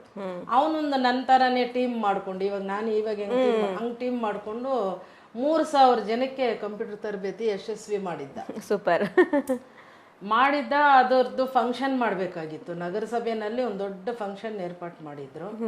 ಆ ಫಂಕ್ಷನ್ ನಡಿಬೇಕಾಗಿತ್ತು ಮೇಡಮ್. ಆ ಸಂದರ್ಭದಲ್ಲಿ ನನ್ನ ಮಗಳು, ನನ್ನ ದೊಡ್ಡ ಮಗಳು ಇವನ್ ಜೊತೆನಲ್ಲಿ ಸೇರ್ಕೊಂಡು ಸಪೋರ್ಟ್ ಮಾಡ್ತಾ ಇದ್ಲು. ಆ ಸಂದರ್ಭದಲ್ಲಿ ಅನ್ಫಾರ್ಚುನೇಟ್ಲಿ ಅವರಿಬ್ಬರು ಕೂಡ ಆಕ್ಸಿಡೆಂಟಲ್ಲಿ ತೀರ್ಕೊಂಡ್ಬಿಟ್ರು ಮೇಡಮ್. ಆ ಸಂದರ್ಭದಲ್ಲಿ ಆ ಥರ ಆದಾಗ ನನಗೆ, ನನ್ನ ದೊಡ್ಡ ಮಗಳಿಗೆ 4 ವರ್ಷದ ಮಗು ಇದ್ದ, ಮದುವೆ ಆಗಿತ್ತು ಅವಳಿಗೆ. ಆಮೇಲೆ ಮಗಳು 10th ಓದ್ತಾ ಇದ್ಲು, ಈಗ ಡಾಕ್ಟರ್ ಆಗಿರೋ ಮಗಳು. ನಮ್ಮ ಯಜಮಾನರು ಬ್ಯಾಂಕ್ ಮ್ಯಾನೇಜರು. ಆ ಥರ ಇನ್ಸಿಡೆಂಟ್ ಆಗೋದಾಗ ಏನು ತೋಚಲಿಲ್ಲ ಮೇಡಮ್. ನಮ್ಮ ಕುಟುಂಬ ಯಾವ ಥರ ಚೇತರಿಸ್ಕೊಳ್ಬೇಕು ಅನ್ನೋದು ಅರ್ಥ ಆಗಲಿಲ್ಲ. ಆಗ ಭಾಳಷ್ಟು ಡಿಪ್ರೆಷನ್ಗೆ ಹೋಗ್ಬಿಟ್ಟಿತ್ತು ನಮ್ಮ ಕುಟುಂಬ. ಆ ಸಂದರ್ಭದಲ್ಲಿ ನನ್ನ ದೊಡ್ಡ ಮಗಳು ಚಿನ್ಮಯ ಮಿಷನ್ ಕೇಳಿದ್ದೀರಾ ಮೇಡಮ್? ಚಿನ್ಮಯ ಮಿಷನ್ ಇಂದಿರಾನಗರಲ್ಲಿದೆ ಬ್ರಾಂಚ್, ಮತ್ತೆ ಕೋಲಾರ ಚೊಕ್ಕಾಳ್ಳಿಯಲ್ಲಿದೆ. ಅಲ್ಲಿ ಅವಳು ಹೋಗ್ತಾ ಇದ್ಲು ಆಗಾಗ. ನಾನು ಕೂಡ ಅವಳ ಜೊತೆ ಹೋಗ್ತಾ ಇರ್ಬೇಕಾದ್ರೆ ಅಲ್ಲಿ ಸತ್ಸಂಗಗಳು ಮತ್ತೆ ಸ್ವಾಮೀಜಿಗಳ ಜೊತೆ ಒಡನಾಟ ಇವೆಲ್ಲ ಇತ್ತು ನಂಗೆ ಮೊದಲಿಂದ. ನಮ್ಗೆ ಸುಪ್ರೀತಾನಂದ ಸರಸ್ವತಿ ಅಮ್ಮ ಅಂತ ಒಬ್ರು ಸ್ವಾಮೀಜಿಯವರು ಚಿನ್ಮಯ ಮಿಷನ್ ಇಂದ ಚಿಂತಾಮಣಿಗೆ ಪ್ರತಿ ಸಾರಿ ಬರೋರು. ಬಂದ್ರೆ ಅವರು ಕಾರ್ಯಕ್ರಮಗಳನ್ನೆಲ್ಲ ಮಾಡೋರು, ಅಂದ್ರೆ ಸತ್ಸಂಗಗಳು ಮಾಡೋರು, ಅವ್ರ ಜೊತೆಯಲ್ಲಿ ಇರ್ತಾ ಇದ್ದೆ. ಇದೆಲ್ಲ ಬಿಟ್ಬಿಟ್ಟು ನಮ್ಮ ಫ್ಯಾಮಿಲಿ ಈ ತರ ಆಯ್ತಲ್ಲ ಅಂತೇಳಿ ಕೊನೆಗೆ ನಾವು ನಮ್ಮ ಕುಟುಂಬನೇ ಎಲ್ಲ, ನಾನು ನನ್ನ ಮಗಳು ಇರೋ ಮಗಳು ನಾವು ಇರೋದೇ ಬೇಡ, ಅವಳು ಡಿಪ್ರೆಷನ್ಗೆ ಹೋಗಿದ್ಲು, ಇರೋದೇ ಬೇಡ ನಾವು ಅನ್ನೋ ಸ್ಥಿತಿಗೆ ಬಂದ್ಬಿಟ್ಟಿದ್ವಿ, ಏನೋ ಒಂದು ಮಾಡ್ಕೊಂಡು ಬಿಡೋಣ ಅಂತ. ಆಗ ಚಿನ್ಮಯ ಮಿಷನ್ನ ನಾನಿವತ್ತು ನಮ್ಮ ಕುಟುಂಬನ ನಮಗೆ ನಮ್ಮ ಪ್ರಾಣದಾನ ಮಾಡಿದಂಥ ಒಂದು ಚಿನ್ಮಯ ಮಿಷನ್ ನಾನು ಯಾವತ್ತೂ ಮರೆಯೋಂಗಿಲ್ಲ. ಆ ಸ್ವಾಮಿನಿ ಬಂದು ಹೇಳ್ತಾ ಇದ್ರು, ಒಂದು ವಾರ ಬಂದು ನೋಡಮ್ಮ ನೀನು ಈ ರೀತಿ ಇರಬಾರ್ದು, ಯಾಕೆ ನೋಡು ನೀವಾಗ್ಲೂ ಒಂದು ಮಾತು ಹೇಳಿದ್ರಿ, ನನ್ನ ಕುಟುಂಬ ನನ್ನ ಮಕ್ಕಳು ನನ್ನ ಇದು ಅಂತಾನೆ. ಅದೇ ತರ ಅವರು ಒಂದು ಮಾತು ಹೇಳಿದ್ರು, ಬಾವಿನಲ್ಲಿ ಕಪ್ಪೆ ತರ ನಿನ್ ಗಂಡ ನಿನ್ ಮಕ್ಕಳು ನಿನ್ ಕುಟುಂಬ ಅನ್ನೋದಷ್ಟೇ ಸ್ವಾರ್ಥವಾಗಿ ಯೋಚನೆ ಮಾಡ್ತಾ ಇದ್ಯಾ. ನಾನು ಇಲ್ದೇ ಇರೋ ಸಂದರ್ಭದಲ್ಲಿ ಮೇಡಮ್ ನಾನು ತುಂಬಾ ಚೆನ್ನಾಗಿ ಹಾಡ್ತೀನಿ, ಹಾಡೋದೆಲ್ಲ ಬರುತ್ತೆ ನನಗೆ, ಸತ್ಸಂಗಗಳಲ್ಲಿ ಭಾಗಿಯಾಗಿ ಮಾಡ್ತೀನಿ. ನೀನ್ ಮಾಡ್ತಾ ಇದ್ದೆ, ನಾನಿಲ್ಲ ಅಂದ್ರೆ ನನ್ನ ಜಾಗ ನೀನ್ ತುಂಬ್ತಾ ಇದ್ದೆ, ಆದ್ರೆ ನೀನು ಮನಸ್ಸಿಂದ ಮಾಡಿಲ್ಲ, ಬರೀ ಬಾಯಿಂದ ಇಷ್ಟರವರೆಗೆ ಮಾಡಿದ್ಯಾ ಅಂತ ಇವಾಗ ಅನ್ನಿಸ್ತಾ ಇದೆ. ನಾನು ಒಂದು ವಾರ ಹೇಳಿ ಸಾಕಾಗಿದೆ, ಇದೇ ಕೊನೆ, ಇವತ್ತು ಬಿಟ್ರೆ ಮತ್ತೆ ನಾನು ಬರಲ್ಲ. ನೀನೇನಾದ್ರೂ ನಿನ್ನ ಮಕ್ಳು ಏನ್ ಮಾಡ್ತಾ ಇದ್ರು ಆ ಕೆಲ್ಸನ ಕೈಗೆತ್ಕೊಂಡು ಆಚೆ ಬಂದ್ರೆ ನಿನಗೆ ಪ್ರಪಂಚದಲ್ಲಿ ಸಾವಿರಾರು ಮಕ್ಕಳು ಸಿಗ್ತಾರೆ ಅನ್ನೋ ಆಲೋಚನೆ ಇದ್ರೆ ನಾಳೆಯಿಂದ ನೀನ್ ಎದ್ದು ಏನಾದ್ರೂ ಮಾಡಲ್ಲ ಆಲೋಚನೆ ಮಾಡು. ಇಲ್ಲ ಅಂದ್ರೆ ನೀನೇನ್ ತೀರ್ಮಾನ ತಗೊಂಡಿದ್ಯಾ, ಸತ್ತೋಗ್ಬೇಕು ಅಂತ, ಸತ್ತೋಗು ಅಂತ ಹೇಳಿ ಹೊರಟೋದ್ರು ಲಾಸ್ಟ್.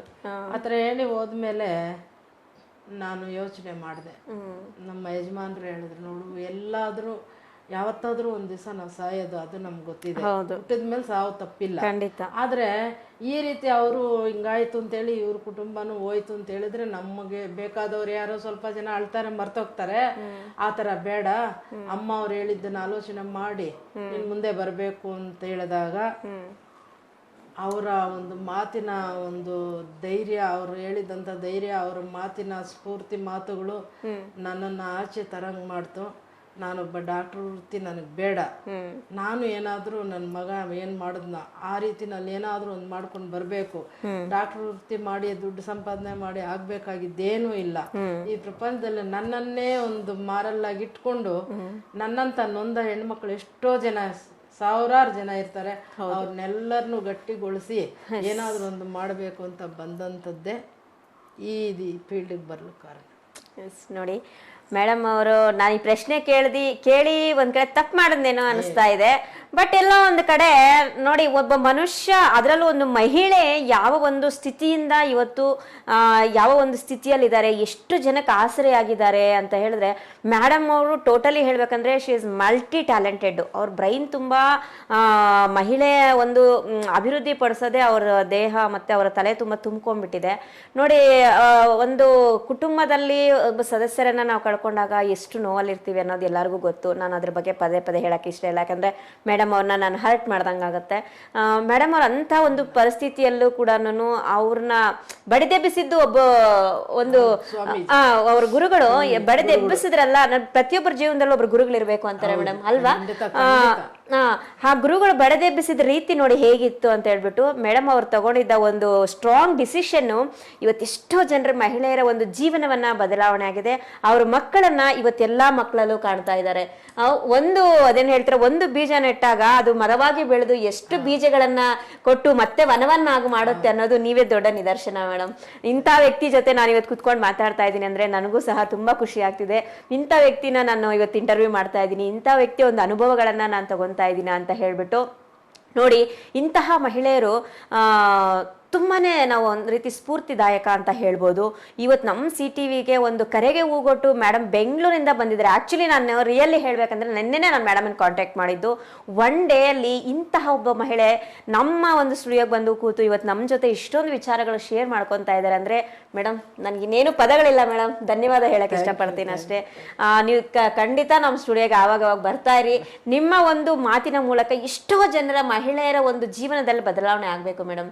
ಯಾಕೆ ಅಂದ್ರೆ ಇವತ್ತು ಸುಮಾರು ಜನ ತುಂಬಾ ಒಂದು ಸಫರ್ ಆಗ್ತಾ ಇರುವಂತ ಮಹಿಳೆಯರು ಸಾಕಷ್ಟಿದ್ದಾರೆ.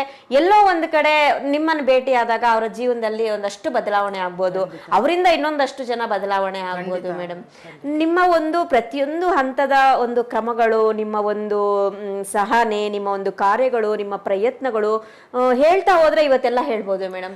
ಬಟ್ ನನಗೊಂದು ಕ್ಯೂರಿಯಾಸಿಟಿ ಇದೆ, ನೀವು ಇಷ್ಟೆಲ್ಲ ಇವಾಗ ಸಾಕಷ್ಟು ಅನುಭವಸ್ಥರು ನೀವು, ಈಗ ನಂತರ ನೀವು ಹೊಸ ಆಲೋಚನೆ ಆಗಿ ಮುಂದೆ ನಿಮ್ಮ ನಡೆ ಹೇಗಿದೆ ಮೇಡಮ್ ಅಂತ ತಿಳ್ಕೊಬೇಕಂತ ಇದೀನಿ ನಾನು. ಮೇಡಮ್ ನಾನು ಇವತ್ತಿನವರೆಗೂ ನನ್ನ ಏಜ್ ನನ್ನ ಮೈಂಡಲ್ಲಿ ತಗೊಳ್ಳಲ್ಲ. Yes, that is not important, it's only number ನನ್ನ ಪ್ರಕಾರ. ನಾನು ತಗೊಳ್ಳಲ್ಲ. ಯಾಕೆಂದರೆ ನಾನು ಕೆಲಸ ಮಾಡಬೇಕು ಇನ್ನಷ್ಟು ಏನಾದರೂ ಒಂದು ಮಾಡಬೇಕು ಅನ್ನೋ ನಿಟ್ಟಿನಲ್ಲಿ ಹೋಗ್ತಾ ಇರುವಂಥವಳು. ನನ್ನ ಕೊನೆ ಉಸಿರಿರುವವರೆಗೂ ಕೂಡ ನಾನು ಈ ಒಂದು ಕೆಲಸನ ಬಿಡಲ್ಲ. ಈಗ ನಾನು ಮುಂದಿನ ನಡೆ ಅಂತ ಕೇಳಿದ್ರಿ ನೀವು. ಈಗಾಗಲೇ ಸುಮಾರು ಒಂದು 20,000 ಅಂದರೂ ಕಡಿಮೆ ಆಗುತ್ತೆ. ಅಷ್ಟೊಂದು ಹೆಣ್ಣುಮಕ್ಕಳಿಗೆ ವೃತ್ತಿ ಜೊತೆಗೆ ಅವರ ಜೀವನವನ್ನು ರೂಪಿಸ್ಕೊಟ್ಟಂಥದ್ದು ಇದೆ. ಯಾಕೆಂತಂದ್ರೆ ಕೊನೆಯಲ್ಲಿ ನೋಡಿ, ನಮ್ಮ ತರಬೇತಿ ಬಂದಾಗ ನನ್ನನ್ನು ಯಾಕೆ ಎಕ್ಸಾಂಪಲ್ ಕೊಟ್ಕೊಳ್ತೀನಿ ಅವ್ರಿಗೆ ಅಂದ್ರೆ, ಈಗ ನಮ್ಮ ತರಬೇತಿಗೆ ಬರ್ತಾ ಇರೋ ಒಂದು ಹೆಣ್ಮಗಳು, ಒಂದು ಎಕ್ಸಾಂಪಲ್ ಹೇಳ್ತೀನಿ. ಅವಳು ತುಂಬಾ ಖುಷಿಯಾಗಿ ಬರೋವಳು, ಕ್ಲಾಸಲ್ಲಿ ಯಾವಾಗಲೂ ನಗ್ತಾ ಇರೋವಳು, ಕ್ಲಾಸಲ್ಲಿ ತುಂಬಾ ಚೆನ್ನಾಗಿ. ನಾನು ನೋಡಿದಾಗ ನನ್ನ ಮನ್ಸಿಗೆ ಅನ್ಸಿದ್ದು ಇವಳಿಗೇನೋ ನೋವಿರ್ಬೋದು ಅಂತ. ಖಂಡಿತ ಅವಳು ಅಷ್ಟು ಆಕ್ಟಿವ್ ಆಗಿ ಅಷ್ಟು ಖುಷಿಯಾಗಿರ್ತಾ ಇದ್ಲು. ನಂದು ಏನಿತ್ತು ಟ್ರೈನಿಂಗ್ಗಳಲ್ಲಿ, ಟ್ರೈನಿಂಗ್ ಕೊಡೋರು ಯಾರೋ ಕೊಡ್ತಾರೆ, ನಂದೇನಿತ್ತು ಅಂತಂದ್ರೆ ನಾನು ಹೋಗೋದು ಆ ಕ್ಲಾಸುಗಳಲ್ಲಿ ಯೋಗ ಭಜನೆ ಅಳವಡಿಸಿದ್ದೆ.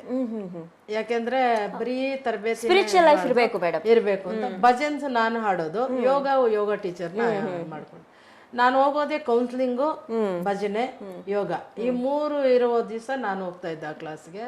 ಕೌನ್ಸಿಲಿಂಗ್ ಅಂತಂದ್ರೆ ಆವತ್ತಿನ ದಿವಸ ನಾನು ಆ ಸೆಂಟ್ರ್ ಕೌನ್ಸಿಲಿಂಗ್ ಮುಳಬಾಗಿಲು ತಾಲೂಕು ಮಾಡ್ಬೇಕಾಗಿತ್ತು. ಅವತ್ತೇನಾಗಿದೆ ಅಂದ್ರೆ ನಾನು ಕ್ಲಾಸಿಗೆ ಬರೋದಿಲ್ಲ ಅಂತ ಹೇಳಿದಾಳೆ. ಅವಳಿಗೆ ಕ್ಲಾಸಿಗೆ ಬರಲ್ಲ ಅಂತ ಹೇಳಿದಾಗ ಆ ಪಕ್ಕದ ಜೊತೆನಲ್ಲಿ ಬರ್ತಾ ಇದ್ದ ಹುಡುಗಿ, ಇಲ್ಲಮ್ಮ ನೀನು ಇವತ್ತು ವಿಜಯ ಮೇಡಮ್ ಬರ್ತಾ ಇದ್ದಾರೆ, ಕೌನ್ಸಿಲಿಂಗ್ ಅಂದರೆ ಏನಂತ ನೋಡ್ಕೊ, ಒಂದ್ಸಾರಿ ಹೋಗಿ ಬಂದ್ಬಿಡೋಣ, ನಾಳೆ ನೀನು ರಜಾ ಹಾಕ್ಕೋಬೇಕಾದ್ರೆ ಅಂತ ಬಲವಂತವಾಗಿ ಕರ್ಕೊಂಡ್ಬಂದಿದ್ದಾಳೆ. 5 ಜನನಷ್ಟೇ 4 ಜನ ಮಾತಾಡಿದೆ. 5ನೇ ಹುಡುಗಿ ಅವಳು, ಒಬ್ಬೊಬ್ಬರನ್ನೇ ಕೂರಿಸಿ ಮಾತಾಡ. 5ನೇದ ಅವಳು ಬಂದು ನನ್ನ ಹತ್ರ ಕುತ್ಕೊಂಡಾಗ ಒಂದು ನೋಟ್ ಕೊಟ್ಲು ನನ್ನ ಕೈಗೆ, ಇವಾಗ್ಲೂ ಇದೆ ಅದು. ನಾನೇನಾದ್ರೂ ಚಿಂತಾಮಣಿಯಿಂದ ಬಂದಿದ್ದಿದ್ರೆ ನಿಮ್ಗೆಲ್ಲ ದಾಖಲೆ ತಂದ್ಬಿಡ್ತಾ ಇದ್ದೆ. ಇರ್ಲಿ ಮೇಡಮ್, ಪರವಾಗಿಲ್ಲ, ನಂತರ ಒಂದಿನ ಮಾಡೋಣ. ಅದು ಡೆತ್ ನೋಟ್. ಮೈ ಗಾಡ್. ಅವಳೇನು ಬರ್ದಿದ್ದಾಳೆ ಅದರಲ್ಲಿ ಅಂದರೆ, ನಾನು, ನಮ್ಮ ತಾಯಿ, ನನ್ನ ತಮ್ಮ, ನಾವು ಸಾಕಿರೋ ಒಂದು ಸಾಕು ಮಗ, ಇಷ್ಟು ಜನ ಇವತ್ತು ಊಟದಲ್ಲಿ ವಿಷ ಹಾಕಿ ಸತ್ತೋಗ್ಬೇಕಂತ ತೀರ್ಮಾನ ತಗೊಂಡಿದ್ದೀವಿ. ಅದಕ್ಕೆ ಕಾರಣ ಈ ಸಮಾಜದಲ್ಲಿ ಬಡ ಹೆಣ್ಮಕ್ಳು ಯಾವ ರೀತಿಲಿ ಬದುಕೋಕ್ಕೂ ಸಾಧ್ಯ ಇಲ್ಲ. ಯಾಕೆಂತಂದ್ರೆ ಅವಳು ನಮ್ಮ ತರಬೇತಿಗೆ ಬರ್ಬೇಕಾದ್ರೆ ಅವಳಿಗೆ ಬಸ್ ಚಾರ್ಜ್ ಬೇಕು. ಅವ್ರ ಅಮ್ಮ ಅಂಗನವಾಡಿನಲ್ಲಿ ಪಾತ್ರೆ ತೊಳೆಯೋದು ಆ ಥರ ಕೆಲ್ಸಕ್ಕೆ ಹೋಗೋಳು, ತಂದೆ ಇಲ್ಲ.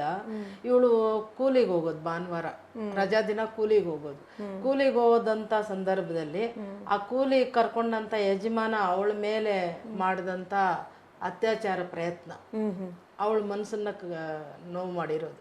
ನಾನು ಕಷ್ಟಪಟ್ಟು ದುಡಿಯೋಕ್ಕೂ ಬಿಡಲ್ಲ, ಈ ತರ ಇರುವಾಗ ನಾವ್ ಈ ಸಮಾಜದಲ್ಲಿ ಬದುಕಕ್ಕಾಗಲ್ಲ, ಅದರಿಂದ ಈ ತೀರ್ಮಾನ ತಗೊಂಡಿದೀವಿ ಅಂತ ಅದ್ರೆಲ್ಲ ಬರ್ದಿದ್ದಾಳೆ. ಆಮೇಲೆ ಅವಳೇನು ಹೇಳಿಲ್ಲ, ಇಲ್ಲಿ ಇಟ್ಬಿಟ್ಟು ಅಳ್ತಾನೇ ಇದ್ಲು. ನಾನು ಸ್ವಲ್ಪ ಹೊತ್ತು ಬಿಟ್ಬಿಟ್ಟೆ, ಅವಳು ಹತ್ತು ಬಿಡ್ಲಿ ಅಂತ. ಅದಾದ್ಮೇಲೆ ಸಮಾಧಾನ, ಇವ್ರನ್ನೆಲ್ಲ ಇನ್ನು 30 ಜನ ಇದ್ರಲ್ಲ, ಅವ್ರನ್ನೆಲ್ಲ ಕಳಿಸ್ಬಿಡಿ, ಕ್ಲಾಸ್ ಬಿಟ್ಬಿಡಿ, ಇವ್ರ ತಾಯಿನ ಕರ್ಸಿ ಅಂತ ಹೇಳ್ಬಿಟ್ಟು ಕ್ಲಾಸ್ ಬಿಡಿಸ್ಬಿಟ್ಟು ಆ ಹುಡುಗಿನ ಕೂರಿಸ್ಕೊಂಡು ಮಾತಾಡ್ದೆ. ಏನಂದ್ರೆ ಅವಳೆಲ್ಲ ಹೇಳಿದ್ಲಿ ಹಿಂಗೆ ಅಂತ. ನಾನು ಹೇಳಿದೆ, ನೀನು ಧೈರ್ಯವಾಗಿರಮ್ಮ, ಹಿಂಗೆಲ್ಲ ಮಾಡಬಾರ್ದು, ಸತ್ತೋಗೋದು ಎಷ್ಟು ಮಾತ್ರನಲ್ಲ, ಸತ್ರೆ ನೀನೇನೋ ತಪ್ಪು ಮಾಡಿ ಸತ್ತಿದ್ಯಾ ಅಂತಾನೆ ಖಂಡಿತ ಬೇಡ ಅಂತೇಳಿ ಅವ್ರ ತಾಯಿನ ಕರ್ಸ್ಕೊಂಡು ಅವಳನ್ನ ಮಾತಾಡಿ, ಅವಳಿಗೆ 3,000 ರೂಪಾಯಿ ಬಸ್ ಚಾರ್ಜ್ ಆಗಬೇಕಾಗಿತ್ತು. ಆ ಟೈಮಲ್ಲೇ 3,000 ರೂಪಾಯಿ ನನ್ನ ಕಡೆಯಿಂದ ಕೊಟ್ಟು ಈ ತರಬೇತಿಗೆ ಬರೋಷ್ಟು ದಿನ ಅವಳದು ಊಟ ತಿಂಡಿ ಖರ್ಚು ಎಲ್ಲ ಏನಿತ್ತು ಅಲ್ಲಿ ಎಲ್ಲ ನಾನು ನೋಡ್ಕೊಳ್ತೀನಿ ಅಂತೇಳಿ ಆ ತರಬೇತಿ ಮುಗಿಸಿ ಅವಳು ನಾವು ಕೊಟ್ಟಂತ ಧೈರ್ಯದಿಂದ ಇವತ್ತು ಒಬ್ಬ ಸಾಫ್ಟ್ವೇರ್ ಇಂಜಿನಿಯರ್ಗಿಂತ ಜಾಸ್ತಿ ಸಂಪಾದನೆ ಮಾಡ್ತಾ ಇದ್ದಾಳೆ ಬೆಂಗಳೂರಲ್ಲಿ. Super madam. ಅವಳು 50-60 ಸಾವಿರ ಅವಳ ಸಂಪಾದನೆ ಜೊತೆಗೆ ಟಿಪ್ಸು, ಬ್ಯೂಟಿ ಪಾರ್ಲರ್ ಟ್ರೈನಿಂಗು. ಅವಳನ್ನ ನಾನು 10,000 ಕೊಡ್ತೀನಿ ಬಾಮ್ಮ ಅಂದ್ರೆ, ಮೇಡಮ್ ನನ್ಗೆ ಇಷ್ಟು ಬರುತ್ತೆ, ನನ್ನ ಕುಟುಂಬ ಎಲ್ಲ ಚೆನ್ನಾಗಿ. ಈ ತರ ನಿದರ್ಶನಗಳು ಬೇಕಾದಷ್ಟಿದೆ.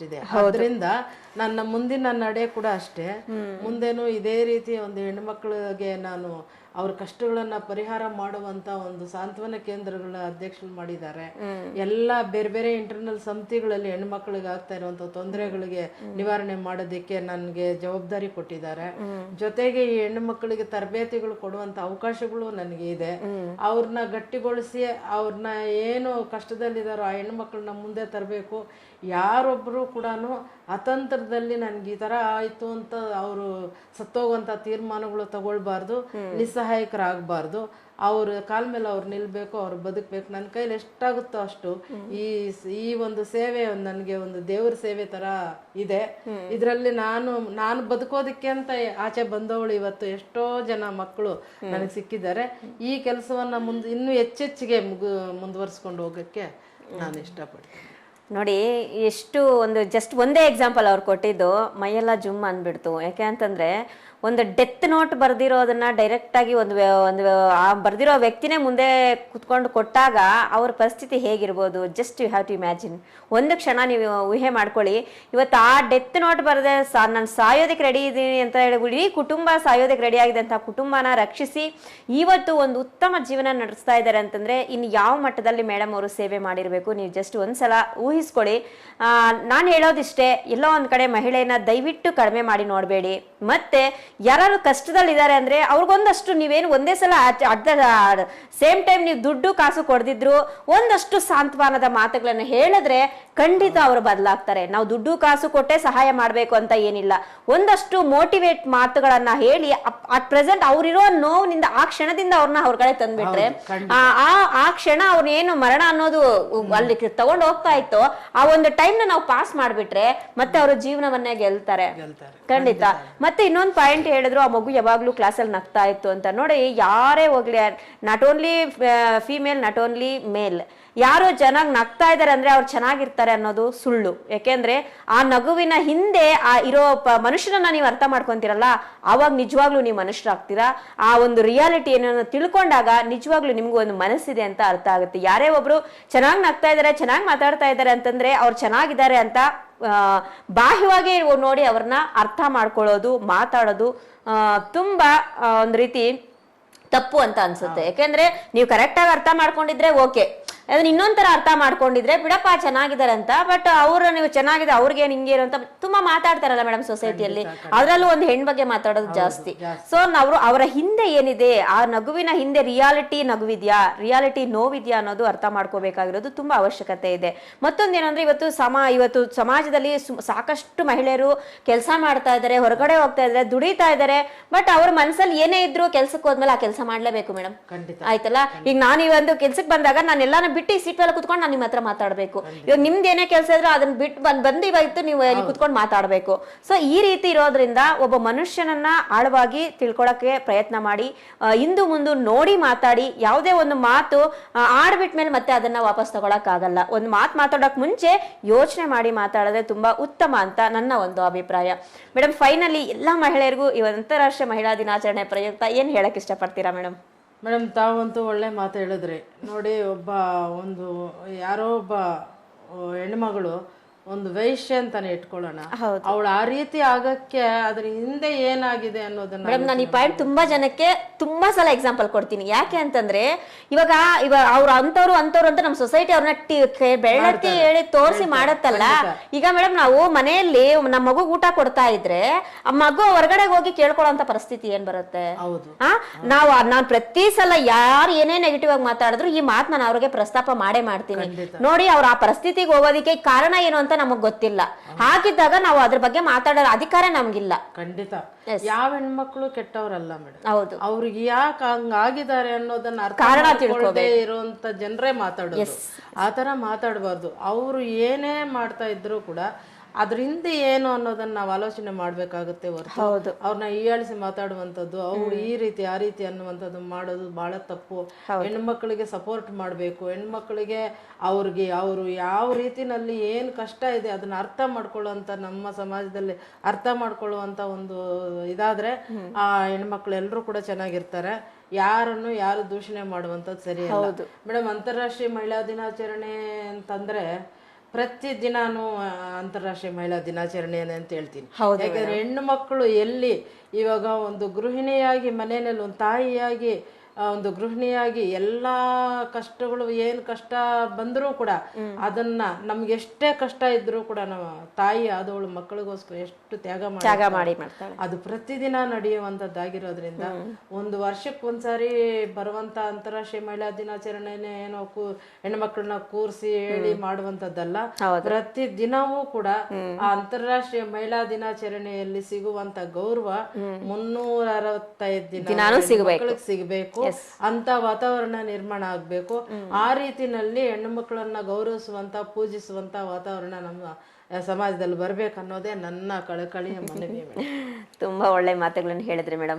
ನೋಡಿ, ಈ ಒಂದು ನಿಟ್ಟಿನಲ್ಲೇ ಮೇಡಮ್ ನೀವು 355 ದಿನಗಳು ಅಂತ ಹೇಳಿದ್ರಿ. ಬಟ್ ನಾವು ನಮ್ಮ CTV ಕಡೆಯಿಂದ ಒಂದು ವಿನೂತನ ಪ್ರಯತ್ನವಾಗಿ ಈ ಮಾರ್ಚ್ ತಿಂಗಳು ಒಂದು ದಿನ ಸನ್ಮಾನ ಮಾಡಿ, ಒಂದು ದಿನ ಸ್ಟೇಜ್ ಮೇಲೆ ಒಂದಷ್ಟು ಹೊಗಳಿಕೆಗಳನ್ನ ಹೇಳ್ಬಿಟ್ಟು ಆ ಹೊತ್ತಿಗೆ ಮರ್ತೋಗ್ಬಿಡ್ತಾರೆ. ಸೊ ಒಂದಷ್ಟು ನಾವೊಂದು ಮಾಡ್ಬೇಕು ಅನ್ನೋ ಒಂದು ಹೊಸ ಪ್ರಯತ್ನವಾಗಿ ನಾವು ಈ ಮಹಿಳಾ ಸಾಧಕರ ಅನ್ನೋ ಕಾರ್ಯಕ್ರಮ ಮಾಡ್ತಾ ಇರೋದು. ನಾವು ಮೇಡಮ್ ಮಾರ್ಚ್ 1ರಿಂದ ಮಾರ್ಚ್ 31ರವರೆಗೂ 31 ಜನ ಮಹಿಳೆಯರನ್ನ ಪರಿಚಯ ಮಾಡಿಸ್ತಾ ಇದ್ವಿ ಈ ಸೀಟಲ್ಲಿ ಕೂರಿಸಿ. ಇವಾಗ ನೋಡಿ ಅದ್ರಲ್ಲಿ ಸೊ ಈ ಕಾರ್ಯಕ್ರಮ ಮಾಡ್ತಾ ಇದೀವಿ ಮೇಡಮ್ ನಮ್ಮ ಒಂದು ಚಾನಲ್ ಅಲ್ಲಿ. ಈ ಕಾರ್ಯಕ್ರಮದ ಬಗ್ಗೆ ನಿಮ್ಗೆ ಏನ್ ಅನ್ಸುತ್ತೆ ಮೇಡಮ್?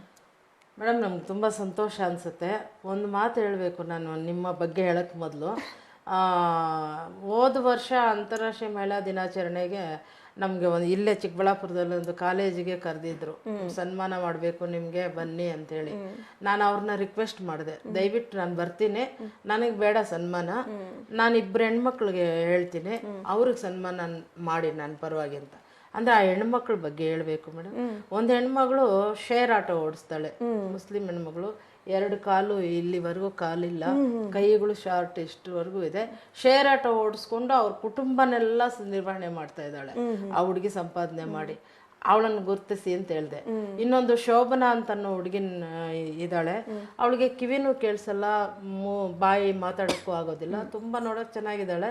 ಅವಳನ್ನ ಬೆಂಗಳೂರಲ್ಲಿ ಎಲ್ಲಾ ಕಡೆನೂ ಕರ್ಕೊಂಡು ಹೋಗಿ ತರಬೇತಿಗಳಿಗೆ ರಿಕ್ವೆಸ್ಟ್ ಮಾಡಿದ್ರು, ಯಾರು ಟ್ರೈನಿಂಗ್ ಕೊಟ್ಟಿಲ್ಲ. ನಾನು ತಗೊಂಡೆ, ಕೊಡ್ತೀನಿ ನಾನು ಟ್ರೈನಿಂಗ್ ಆ ಹುಡುಗಿಗೆ ಅಂತ. ಬ್ಯೂಟಿಷಿಯನ್ನು ಅವಳು ಎಷ್ಟು ಶಾರ್ಪ್ ಇದ್ದಾಳೆ ಅಂದ್ರೆ ಅವಳು ನೋಡಿದ್ರೆ ಸಾಕು, ಕೇಳಿಸ್ದೇ ಇದ್ರು ಮಾತಾಡಕ್ ಬರ್ದೇ ಇದ್ರು ನೋಡಿದ್ರೆ ಸಾಕು, ಈ ಎಲ್ಲಾ ಸರಿಯಾಗಿರೋರ್ಗಿಂತ ಚೆನ್ನಾಗಿ ಮಾಡೋವಳು. ಅಷ್ಟು ಮಾಡಿ ಇವತ್ತು ಚಿಂತಾಮಣಿನಲ್ಲೇ ಡಿಪೋ ಪಕ್ಕದಲ್ಲಿ ಒಂದು ಪಾರ್ಲರ್ ಮಾಡಿದ್ದಾಳೆ. ಅವಳು ತಿಂಗಳಿಗೊಂದು 80,000 ಸಂಪಾದನೆ. ನಾನು ಇವ್ರ ಬಗ್ಗೆ ಕೇಳಿದ್ದೀನಿ. ಅವಳು ಸನ್ಮಾನ ಮಾಡಿ ಅಂತ ಅವ್ರಿಬ್ಬರನ್ನು ಕರ್ಕೊಂಡು ಬಂದು ಸನ್ಮಾನ ಮಾಡಿಸಿದೆ. ನೋಡಿ, ನೀವು ಮಾಡ್ತಾ ಇರೋಂತ ಒಂದು ಉತ್ತಮ ಕೆಲಸ. ನಾನು ನನ್ಗೆ ಪ್ರಚಾರ ಹೋಗಲ್ಲ, ನಾನು ಎಲ್ಲೂ ಪ್ರಚಾರ ರಾತ್ರಿ ಮಾತಾಡ್ಬೇಕಾದ್ರೂ ಪ್ರಚಾರ ಬೇಡ, ಏನು ನನ್ನ ಕೆಲಸ ನಾನು ಮಾಡ್ಕೊಂಡು ಹೋಗ್ತಾ ಇದ್ದೀನಿ. ದೇವ್ರು ಆ ಗುರುಗಳ ಆಶೀರ್ವಾದ ಅವ್ರ ಶಕ್ತಿ ಇರೋವರೆಗೂ ನಾನು ಮಾಡ್ಕೊಂಡು 4 ಜನ ನಾವು ಇದ್ದ ಮೇಲೂ ಹೋದ ಮೇಲೂ ಕೂಡ ಇಂಥವ್ರೊಬ್ರು ಇದ್ರು ಏನೋ ಒಂದು 4 ಜನಕ್ಕೆ ಒಳ್ಳೇದು ಮಾಡಿದ್ರು ಉಳಿಸಿ ಹೋಗ್ಬೇಕು ಅನ್ನೋ ನನ್ನ ಉದ್ದೇಶ. ಅದರಿಂದ ನಾನು ಎಲ್ಲೂ ಅಷ್ಟು ಪ್ರಚಾರಕ್ಕೆ ಹೋಗಲ್ಲ. ಇವಾಗ ಎಲ್ಲೋ ಕಾಲೇಜುಗಳೆಲ್ಲ ಅಲ್ಲಿ ಇಲ್ಲಿ ಎಲ್ಲ ಕರೆದಾಗ ಪೇಪರ್ಗಳೆಲ್ಲ ಎಲ್ಲ ಬರ್ತಾ ಇರುತ್ತೆ, ನೋಡಿರ್ಬೋದು. ನೀವು ಕರೆದಾಗಲೂ ಕೂಡ ನನಗೆ ಅದೇ ಥರ ಅನ್ನಿಸ್ದು, ಏನಕ್ಕೆ ಬಿಡಪ್ಪ ಹೋಗೋದು ಅಂತ. ನಮ್ಮವರು ಇಲ್ಲ ಹೋಗ್ಲೇಬೇಕು ಅಂತ ಅವರು ಹೇಳಿದ್ರು. ನಾನು ರಿಕ್ವೆಸ್ಟ್ ಮಾಡಿದೆ ಸರ್ ಹತ್ರ, ನಿಮಗೂ ಹೇಳಿದ್ರು ಮೇಡಮ್ ಮಹಿಳೆಯರಿಗೋಸ್ಕರ ಮಾಡ್ತಾ ಇರೋದು ಅನ್ನೋದು ಪಾಯಿಂಟ್ ನೀವು ಒಪ್ಕೊಂಡ್ಬಿಟ್ರಿ. ಮಹಿಳೆಯರಿಗೆ ಆಮೇಲೆ ನಾನು ಯೋಚನೆ ಮಾಡಿದೆ, ಮಹಿಳೆಯರಿಗೋಸ್ಕರ ಅವ್ರೊಂದು ಕಾರ್ಯಕ್ರಮ ಮಾಡ್ತಾ ಇರ್ಬೇಕಾದ್ರೆ ನಮ್ಮಲ್ಲಿರುವಂತ ವಿಚಾರಗಳನ್ನ ಹೋಗಿ ಹೇಳಿದ್ರೆ 10 ಜನಕ್ಕೆ ಇದು ಅರ್ಥ ಆಗುತ್ತೆ, ನಮ್ಮ ಸಹಾಯ ಪಡ್ಕೊಂಡು ಬರ್ಬೋದು, ಇನ್ನಷ್ಟು ಜನಕ್ಕೆ ಅನುಕೂಲ ಆಗ್ಬೋದು ಅನ್ನೋ ಒಂದು ನಿಟ್ಟಿನಲ್ಲಿ ನಾನು ಬಂದೆ. ನಿಮ್ಗೆ ಇವಾಗ ನಾನು ಕೋಟಿ ಯಾಕೆಂತಂದ್ರೆ ಇದ್ರ ಮೂಲಕ ಇನ್ನಷ್ಟು ಜನ ಹೆಣ್ಮಕ್ಳಿಗೆ ಅನುಕೂಲ ಆಗ್ಲಿ, ಇನ್ನಷ್ಟು ಜನ ಇದನ್ನ ನೋಡಿ ನಮ್ ಸಹಾಯ ಪಡ್ಕೊಳ್ಳಿ. ಅವ್ರು ನಮ್ಮಲ್ಲಿ ನೋಡಿ ಮೇಡಮ್, ಸಾಂತ್ವನ ಕೇಂದ್ರಗಳಲ್ಲಿ ಯಾರಿಗೂ ₹1 ಖರ್ಚಿಲ್ಲ, ಅವ್ರ ಉಚಿತವಾಗಿ ಸೇವೆ ಮಾಡ್ತಾ ಇದೀವಿ. ಇನ್ನೂ ಅವ್ರಿಗೆ ಯಾರೋ ತೀರಾ ಬಡವರಿದ್ರೆ ಅವ್ರಿಗೆ ಬಸ್ ಚಾರ್ಜ್ ಕೊಡೋದು, ಅವ್ರಿಗೆ ಏನಾದ್ರು ಊಟ ತಿಂಡಿ ಕೊಡಿಸೋದು, ಅವ್ರ ಕಷ್ಟಕ್ಕೆ ಅವ್ರಿಗೆ ಏನ್ ಬೇಕೋ ಸಹಾಯ ಮಾಡುವಂಥದ್ದು, ಅವ್ರ ಕಾನೂನು ಮಸಾಲೆ ಹಾಗೂ ಇದೆಲ್ಲವೂ ಉಚಿತವಾಗಿ ಮಾಡ್ತಾ ಇದೀವಿ. ಕೆಲವರು ಅಕಸ್ಮಾತ್ ದುಡ್ಡೇನಾದ್ರು ತಗೊಳ್ತಾರೇನೋ ಅಂತ ಅನ್ನೋರ್ಗೂ ಕೂಡ ಇದೊಂದು ಪಾಯಿಂಟ್ ಗೊತ್ತಾಗಲಿ, ಹೌದೌದು ಮೇಡಮ್, ಉಚಿತ ಸಹಾಯ ಪಡ್ಕೊಳ್ಳಿ. ನಂತರ ತರಬೇತಿಗಳು ಏನಾದ್ರು ಬೇಕಾಗಿದ್ರೆ ನಮ್ಮಲ್ಲಿ ಸಂಪರ್ಕ ಮಾಡ್ಲಿ. ಆಮೇಲೆ ಇನ್ನೊಂದು ಮುಖ್ಯವಾಗಿ ಮಹಿಳೆಯರನ್ನ ಕೆಲವರು ಆಚೆ ಹಾಕ್ಬಿಟ್ಟಿರ್ತಾರೆ, ಯಾರು ಇರಲ್ಲ ಅವ್ರಿಗೆ, ನೋಡ್ಕೊಳ್ಳೋರು ಇರಲ್ಲ. ಅಂತವ್ರಿದ್ರೆ ನಮ್ಮ ಡಿಪಾರ್ಟ್ಮೆಂಟ್ ಕಡೆಯಿಂದ ಅವ್ರಿಗೆ ಶೆಲ್ಟರ್ ಇದೆ, ಸ್ವಾಧಾರ ಪುನರ್ವಸತಿ ಕೇಂದ್ರದಲ್ಲಿ ಆಶ್ರಯ ಕೊಟ್ಟು ಅಲ್ಲೂ ಕೂಡ ತರಬೇತಿ ಇದೆ. ಆ ತರಬೇತಿ ಕೊಟ್ಟು ಅವ್ರಿಗೆ ಅನುಕೂಲ ಆಗುವಂತದ್ದು ಇದೆ. ಆಮೇಲೆ ಸಿಂಗಲ್ ಪೇರೆಂಟ್ ಅಥವಾ ತಂದೆ ತಾಯಿ ಇಬ್ರು ಇಲ್ದೇ ಇರುವಂತ ಮಕ್ಕಳಿದ್ರೆ ಆ ಮಕ್ಕಳಿಗೆ ಯಾವ ಶಾಲೆನಲ್ಲಾದ್ರೂ ಓದ್ತಾ ಇರ್ಲಿ ಅವ್ರಿಗೆ ತಿಂಗಳಿಗೆ 2,000 ಬರುವಂತ ಅನುಕೂಲ ಇದೆ ಡಿಪಾರ್ಟ್ಮೆಂಟ್ ಇಂದ. ಮತ್ತೆ ಅವರು 10th ವರೆಗೂ ಅವ್ರಿಗೆ ದುಡ್ಡು ಬರುತ್ತೆ. ಆಮೇಲೆ 10th ಆದ್ಮೇಲೆ ಕಾಲೇಜ್ ಓದ್ಬೇಕಾಗಿದ್ರು ಕೂಡ ಅವ್ರಿಗೆ ಅನುಕೂಲ ಆಗುತ್ತೆ. ಅದು ನಮ್ಮನ್ನ ಸಂಪರ್ಕ ಮಾಡಿದ್ರೆ ಆ ಅನುಕೂಲ ಮಾಡಿಸ್ಕೊಡ್ತೀವಿ. ಜೊತೆಗೆ ಇನ್ನೊಂದೇ ಒಂದ್ ಹೇಳಿ ಮೇಡಮ್, ಅಕಸ್ಮಾತ್ ಇವಾಗ ಯಾರು ನೋಡ್ಕೊಳ್ಳದೇನೆ ಒಂದ್ ಹೆಣ್ಮಗಳನ್ನ ಬಿಟ್ಬಿಟ್ರು ಅಂತ ಇಟ್ಕೊಳ್ಳಿ, ಯಾರು ನೋಡ್ಕೊಳ್ಳೋರಿಲ್ಲ, ತಂದೆ ಇಲ್ಲ ತಾಯಿ ಇಲ್ಲ ಅಂತ ಮಕ್ಕಳು ಇದಾರೆ ನಮ್ಮ ಹತ್ರ. ಅವ್ರಿಗೆ ಸ್ಟೇಟ್ ಹೋಮ್ ಅಲ್ಲಿ ಅವಕಾಶ ಇದೆ. ಅಲ್ಲಿ ಅವ್ರಿಗೆ ಎಜುಕೇಶನ್ ಮಾಡಿಸ್ತಾರೆ, ಉದ್ಯೋಗ ಕೊಡಿಸ್ತಾರೆ, ಮದ್ವೆನೂ ಮಾಡಿಸ್ತಾರೆ, ಒಂದು ಮಗು ಬಾಣಂತನ ಮಾಡಿಸ್ತಾರೆ. ಎಲ್ಲ ಅನುಕೂಲ ಉಚಿತವಾಗಿರುತ್ತೆ. ಅದಕ್ಕೂ ನಾವಿದ್ದೀವಿ. ಖಂಡಿತ. ಯಪ್ಪ ಇಷ್ಟೆಲ್ಲ ಅನುಕೂಲ ಇದೆ ಅಂತ ಹೇಳ್ಬಿಟ್ಟು ನನಗೂ ಕೂಡ ಗೊತ್ತಿಲ್ಲ ಮೇಡಮ್, ಇವತ್ತೇ ಗೊತ್ತಾಗ್ತಾ ಇರೋದು. ಎಲ್ಲ ಕೂಡ ಮಹಿಳಾ ಮತ್ತು ಮಕ್ಕಳ ಅಭಿವೃದ್ಧಿ ಇಲಾಖೆಯ ಅನುಕೂಲಗಳಿದೆ. ಅದರ ಸಹಾಯ ಯಾವ ರೀತಿ ಮಾಡಬೇಕು ಅಧಿಕಾರಿಗಳನ್ನ ಸಂಪರ್ಕ ಮಾಡಿಸ್ಕೊಡ್ತೀವಿ ಮೇಡಮ್. ನಿಮಗೆ ಇಲ್ಲಿಗೆ ಬಂದಿದ್ದು ನನಗೆ ನಿಜವಾಗ್ಲೂ ತುಂಬಾ ಸಂತೋಷ ಆಯ್ತು. ತಮ್ಮ ಮೂಲಕ ಇನ್ನಷ್ಟು ಜನ ಹೆಣ್ಮಕ್ಳಿಗೆ ಒಳ್ಳೇದ್ ಮಾಡ್ತಾ ಇದ್ದೀರಾ. ನಿಮಗೂ ಧನ್ಯವಾದಗಳು ಮೇಡಮ್. ನಮ್ಮ ಒಂದು ಚಾನಲ್ ಕಡೆಯಿಂದ ನಿಮಗೆ small gratitude. Thank you madam. ನೋಡಿ ಮೇಡಮ್ ಅವ್ರಿಗೆ ಮತ್ತೊಮ್ಮೆ ಅಂತಾರಾಷ್ಟ್ರೀಯ ಮಹಿಳಾ ದಿನಾಚರಣೆ ಶುಭಾಶಯಗಳನ್ನ ನನ್ನ ಕಡೆಯಿಂದ, ನಮ್ಮ ಚಾನಲ್ ಕಡೆಯಿಂದ, ನಮ್ಮ ಎಲ್ಲ ಮಹಿಳೆಯರ ಪರವಾಗಿ ನಾನು ಅರ್ಪಿಸ್ತಾ ಇದ್ದೀನಿ ಮೇಡಮ್ ಅವ್ರಿಗೆ. ನೋಡಿ ಎಷ್ಟೊಂದು ಅನುಕೂಲಗಳಿದೆ ಒಂದು ಈ ಮೇಡಮ್ ಅವ್ರು ಇವತ್ತು ಇಲ್ಲಿ ಬಂದು ವಿಚಾರಗಳನ್ನ ಹೇಳಿದ್ರಿಂದ ಅಂತ. ನಾವು ಮೇಡಮ್ ಅವರ ಆಫೀಸ್ ಫೋನ್ ನಂಬರನ್ನ ಈ ವಿಡಿಯೋ ಕೆಳಗಡೆ ಹಾಕ್ತಾ ಇದೀವಿ. ಆ ನಂಬರ್ಗೆ ನೀವು ಏನು ಇವಾಗ ಮೇಡಮ್ ಏನು ಅನುಕೂಲಗಳಿದ್ರು, ಏನು ನಿಮ್ಮ ಒಂದು ಪ್ರಾಬ್ಲಮ್ಸ್ ಇದ್ರೆ ದಯವಿಟ್ಟು ಯಾರು ಇಲ್ಲ ಅಂತ ಅನ್ಕೋಬೇಡಿ. ಆ ನಂಬರ್ಗೆ ನೀವು ಕಾಲ್ ಮಾಡಿ ಮೇಡಮ್ ಅಪಾಯಿಂಟ್ಮೆಂಟ್ ಕೊಡ್ತಾರೆ. ಖಂಡಿತ ಹೋಗಿ ಮೇಡಮ್ ಅವ್ರನ್ನ ಒಂದ್ಸಲ ನೀವು ಮೀಟ್ ಮಾಡಿ, ನಿಮ್ಮ ಜೀವನ ಖಂಡಿತ ಬದಲಾಗುತ್ತೆ ಅಂತ ಹೇಳೋಕ್ಕಷ್ಟೇ ನಾನು ಇಷ್ಟಪಡ್ತೀನಿ. ಯಾಕೆಂದ್ರೆ ಇಷ್ಟೊಂದು ಅನುಭವಗಳ ಸಂತೆ ಇಲ್ಲಿ ತೋರಿಸ್ಬಿಟ್ರು ಅವರು. ಸೊ ಖಂಡಿತ ಅವಕಾಶ ಮೇಡಮ್ ಬಂದ್ರೆ, ಅವಕಾಶ ಕೊಟ್ರೆ ನಾವು ಇನ್ನೂ ಒಂದು ಸಲ ಮೇಡಮ್ನ ಕರೆಸಿ ಇನ್ನಷ್ಟು ವಿಚಾರಗಳನ್ನ ನಾವು ನಿಮಗೆ ತಿಳಿಸೋದಕ್ಕೆ, ಸಮಾಜಕ್ಕೆ ತಿಳಿಸೋದಕ್ಕೆ, ಮಹಿಳೆಯರಿಗೆ ತಿಳಿಸೋದಕ್ಕೆ ನಮ್ಮ CTV ಪ್ರಯತ್ನ ಸದಾ ನಾವು ಮಾಡ್ತಾನೆ ಇರ್ತೀವಿ. ಮೇಡಮ್ ಮತ್ತೊಮ್ಮೆ ನೀವು ಕಾರ್ಯಕ್ರಮಕ್ಕೆ ಬರಬೇಕು. ಒಂದಷ್ಟು ಕಾರ್ಯಕ್ರಮಗಳ ನಮಗೆ ಪ್ರೋತ್ಸಾಹ, ನಮಗೆ ನಿಮ್ಮ ಪ್ರೋತ್ಸಾಹ ಸದಾ ಇರಬೇಕು. ಮತ್ತೆ ನಿಮ್ಮ ಒಂದು ಏನೇ ಕಾರ್ಯಕ್ರಮಗಳಿದ್ರು ಸಮಾಜಕ್ಕೆ ನೀವು ಒಂದಷ್ಟು ವಿಷಯ ತಿಳಿಸ್ಬೇಕು ಅಂದ್ಕೊಂಡಾಗ ಖಂಡಿತ ನಮ್ಮ ಚಾನಲ್ಗೆ ಬನ್ನಿ. ನಮ್ಮ ಸ್ಟುಡಿಯೋ ಯಾವಾಗಲೂ ನಿಮ್ಗೋಸ್ಕರ ರೆಡಿ ಆಗಿರ್ತೀವಿ. ನಾವು ಕಾರ್ಯಕ್ರಮಗಳನ್ನ ಮಾಡ್ಕೊಡ್ತೀವಿ ಅಂತ ಈ ಮೂಲಕ ನಾನು ಹೇಳಕ್ ಇಷ್ಟಪಡ್ತೀನಿ. ಇದಿಷ್ಟು ಇವತ್ತು ವಿಜಯ ಮೇಡಮ್ ಅವ್ರ ಜೊತೆಗಿನ ಮಾತುಕತೆ. ನಾನು ಒಬ್ಬ ಒಳ್ಳೆಯ ಒಂದು ಮಹಿಳೆಯ ಸಾಧಕಿಯನ್ನ ಇವತ್ತು ನಾನು ಮಾತಾಡಬೇಕು. ನನಗೂ ಸಹ ತುಂಬಾ ಹೆಮ್ಮೆ ಆಗ್ತಿದೆ. ಯಾಕೆಂದ್ರೆ ಇಷ್ಟೇನಾ ನಾವು ಜೀವನ ಅನ್ಕೊಂತೀವಿ. ಜೀವನ ಇಷ್ಟೇ ಅಲ್ಲ, ಎಷ್ಟೋ ಇದೆ. ಬಟ್ ನಾವು ಯಾವಾಗ ಸಾಯ್ತೀವೋ ಗೊತ್ತಿಲ್ಲ. ಸಾಯೋ ಕ್ಷಣದವರೆಗೂ ನಾವು ನಮ್ಮ ಜೀವನದ ಒಂದು ನಮ್ಮ ಜೀವನದಲ್ಲಿ ನಾವು ತೊಡಗಿಸ್ಕೋಬೇಕು. ಏನಂತಂದ್ರೆ ನಾವು ಬದುಕಿದ್ವಿ, ನಾವು ಸಂಪಾದನೆ ಮಾಡಿದ್ವಿ, ನಮ್ದಷ್ಟೇ ಅಲ್ಲ, ಒಂದಷ್ಟು ಕೂಡ ಸಮಾಜಕ್ಕೋಸ್ಕರ, ಇನ್ನೊಬ್ಬರಿಗೋಸ್ಕರ ನಾವು ಮಾಡಿದಾಗ ಅದೆಲ್ಲೋ ಒಂದ್ ಕಡೆ ಸಾಕಷ್ಟು ತೃಪ್ತಿಯನ್ನ ಕೊಡುತ್ತೆ. ಅದಕ್ಕೆ ಫಲಿತ ಕೂಡ ಖಂಡಿತ ನಮ್ಮ ಜೀವನದಲ್ಲಿ ಒಮ್ಮೆ ಆದ್ರೂ ಅದರ ಫಲಿತ ನಮಗೆ ಸಿಗುತ್ತೆ. ಯಾಕೆ ಮಾತು ಹೇಳಿದಂದ್ರೆ, ನೋಡಿ ಮೇಡಮ್ ಅವರಿಗೆ ಕೌಟುಂಬಿಕವಾಗಿ ಯಾವುದೇ ರೀತಿಯಾದಂತಹ ಸಮಸ್ಯೆ ಇಲ್ಲ, ಆರ್ಥಿಕವಾಗಿರ್ಬೋದು, ಯಾವುದೇ ರೀತಿಯಲ್ಲಾಗಿರ್ಬೋದು. ಆದ್ರೂ ಕೂಡ ಅಂತಹ ಒಬ್ಬ ಮಹಿಳೆನೇ ಸಮಾಜಕ್ಕೋಸ್ಕರ, ಮಹಿಳೆಯರಿಗೋಸ್ಕರ ಇಷ್ಟು ಮಾಡ್ತಾ ಇದೆ ಅಂದಾಗ, ನಮಗೆ ಪಾಸಿಬಿಲಿಟೀಸ್ ಇದ್ದಾಗ, ನಮಗೆ ಅವಕಾಶಗಳಿದ್ದಾಗ, ಇಲ್ಲ ಅವಕಾಶವಿಲ್ಲ ಅಂದಿದ್ರು ಇಲ್ಲದಿದ್ದಾಗ್ಲೂ ಸಹ ಅವಕಾಶಗಳನ್ನ ಇಂಥವ್ರ ಮೂಲಕ ಪಡ್ಕೊಂಡು ಸಮಾಜಕ್ಕೆ ನಾವು ಒಂದಷ್ಟು ಸಹಾಯ ಮಾಡಿದಾಗ ಎಲ್ಲೋ ಒಂದು ಕಡೆ ನಾವು ಮನುಷ್ಯರಾಗಿ ಹುಟ್ಟಿದ್ದಕ್ಕೆ ಅರ್ಥ ಅಂತ ನನಗನ್ಸುತ್ತೆ. ಸೊ ಇದಿಷ್ಟು ಇವತ್ತಿನ ಮಹಿಳಾ ಸಾಧಕಿಯರ ಕಾರ್ಯಕ್ರಮಗಳಲ್ಲಿ ಡಾಕ್ಟರ್ ವಿಜಯಮ್ಮ ಮೇಡಮ್ ಅವರ ಜೊತೆಗಿನ ಮಾತುಕತೆ. ಇನ್ನಷ್ಟು ಮಹಿಳಾ ಸಾಧಕಿಯರನ್ನ 31ನೇ ತಾರೀಕುವರೆಗೂ ನಾವು ನಮ್ಮ ಚಾನಲ್ ಅಲ್ಲಿ ಪ್ರತಿದಿನ ಪ್ರಸಾರ ಮಾಡ್ತಾ ಇದ್ವಿ. ದಯವಿಟ್ಟು ಇಂತಹ ಒಂದು ಕಾರ್ಯಕ್ರಮಗಳನ್ನ ನೋಡಿ ಅವರ ಅನುಭವಗಳನ್ನ ಕೇಳಿಸ್ಕೊಳ್ಳಿ. ನಿಮ್ಮ ಒಂದು ಜೀವನದಲ್ಲಿ ಖಂಡಿತ ಒಂದು ಬದಲಾವಣೆ ಅಂತೂ ಬಂದೇ ಬರುತ್ತೆ. ಸೊ ಈ ಒಂದು ಕಾರ್ಯಕ್ರಮಕ್ಕೆ ಇಷ್ಟೆಲ್ಲ ಹೇಳ್ತಾ ಮೇಡಮ್ ಅವ್ರಿಗೆ ಮತ್ತೊಮ್ಮೆ ಧನ್ಯವಾದಗಳನ್ನು ತಿಳಿಸ್ತಾ ಕಾರ್ಯಕ್ರಮವನ್ನ ಮುಗಿಸ್ತಾ ಇದ್ದೀನಿ. ಇದು CTV, ನಾನು ನಿಮ್ಮ ಕಾಮಾಕ್ಷಿ ಶಶಿಧರ್.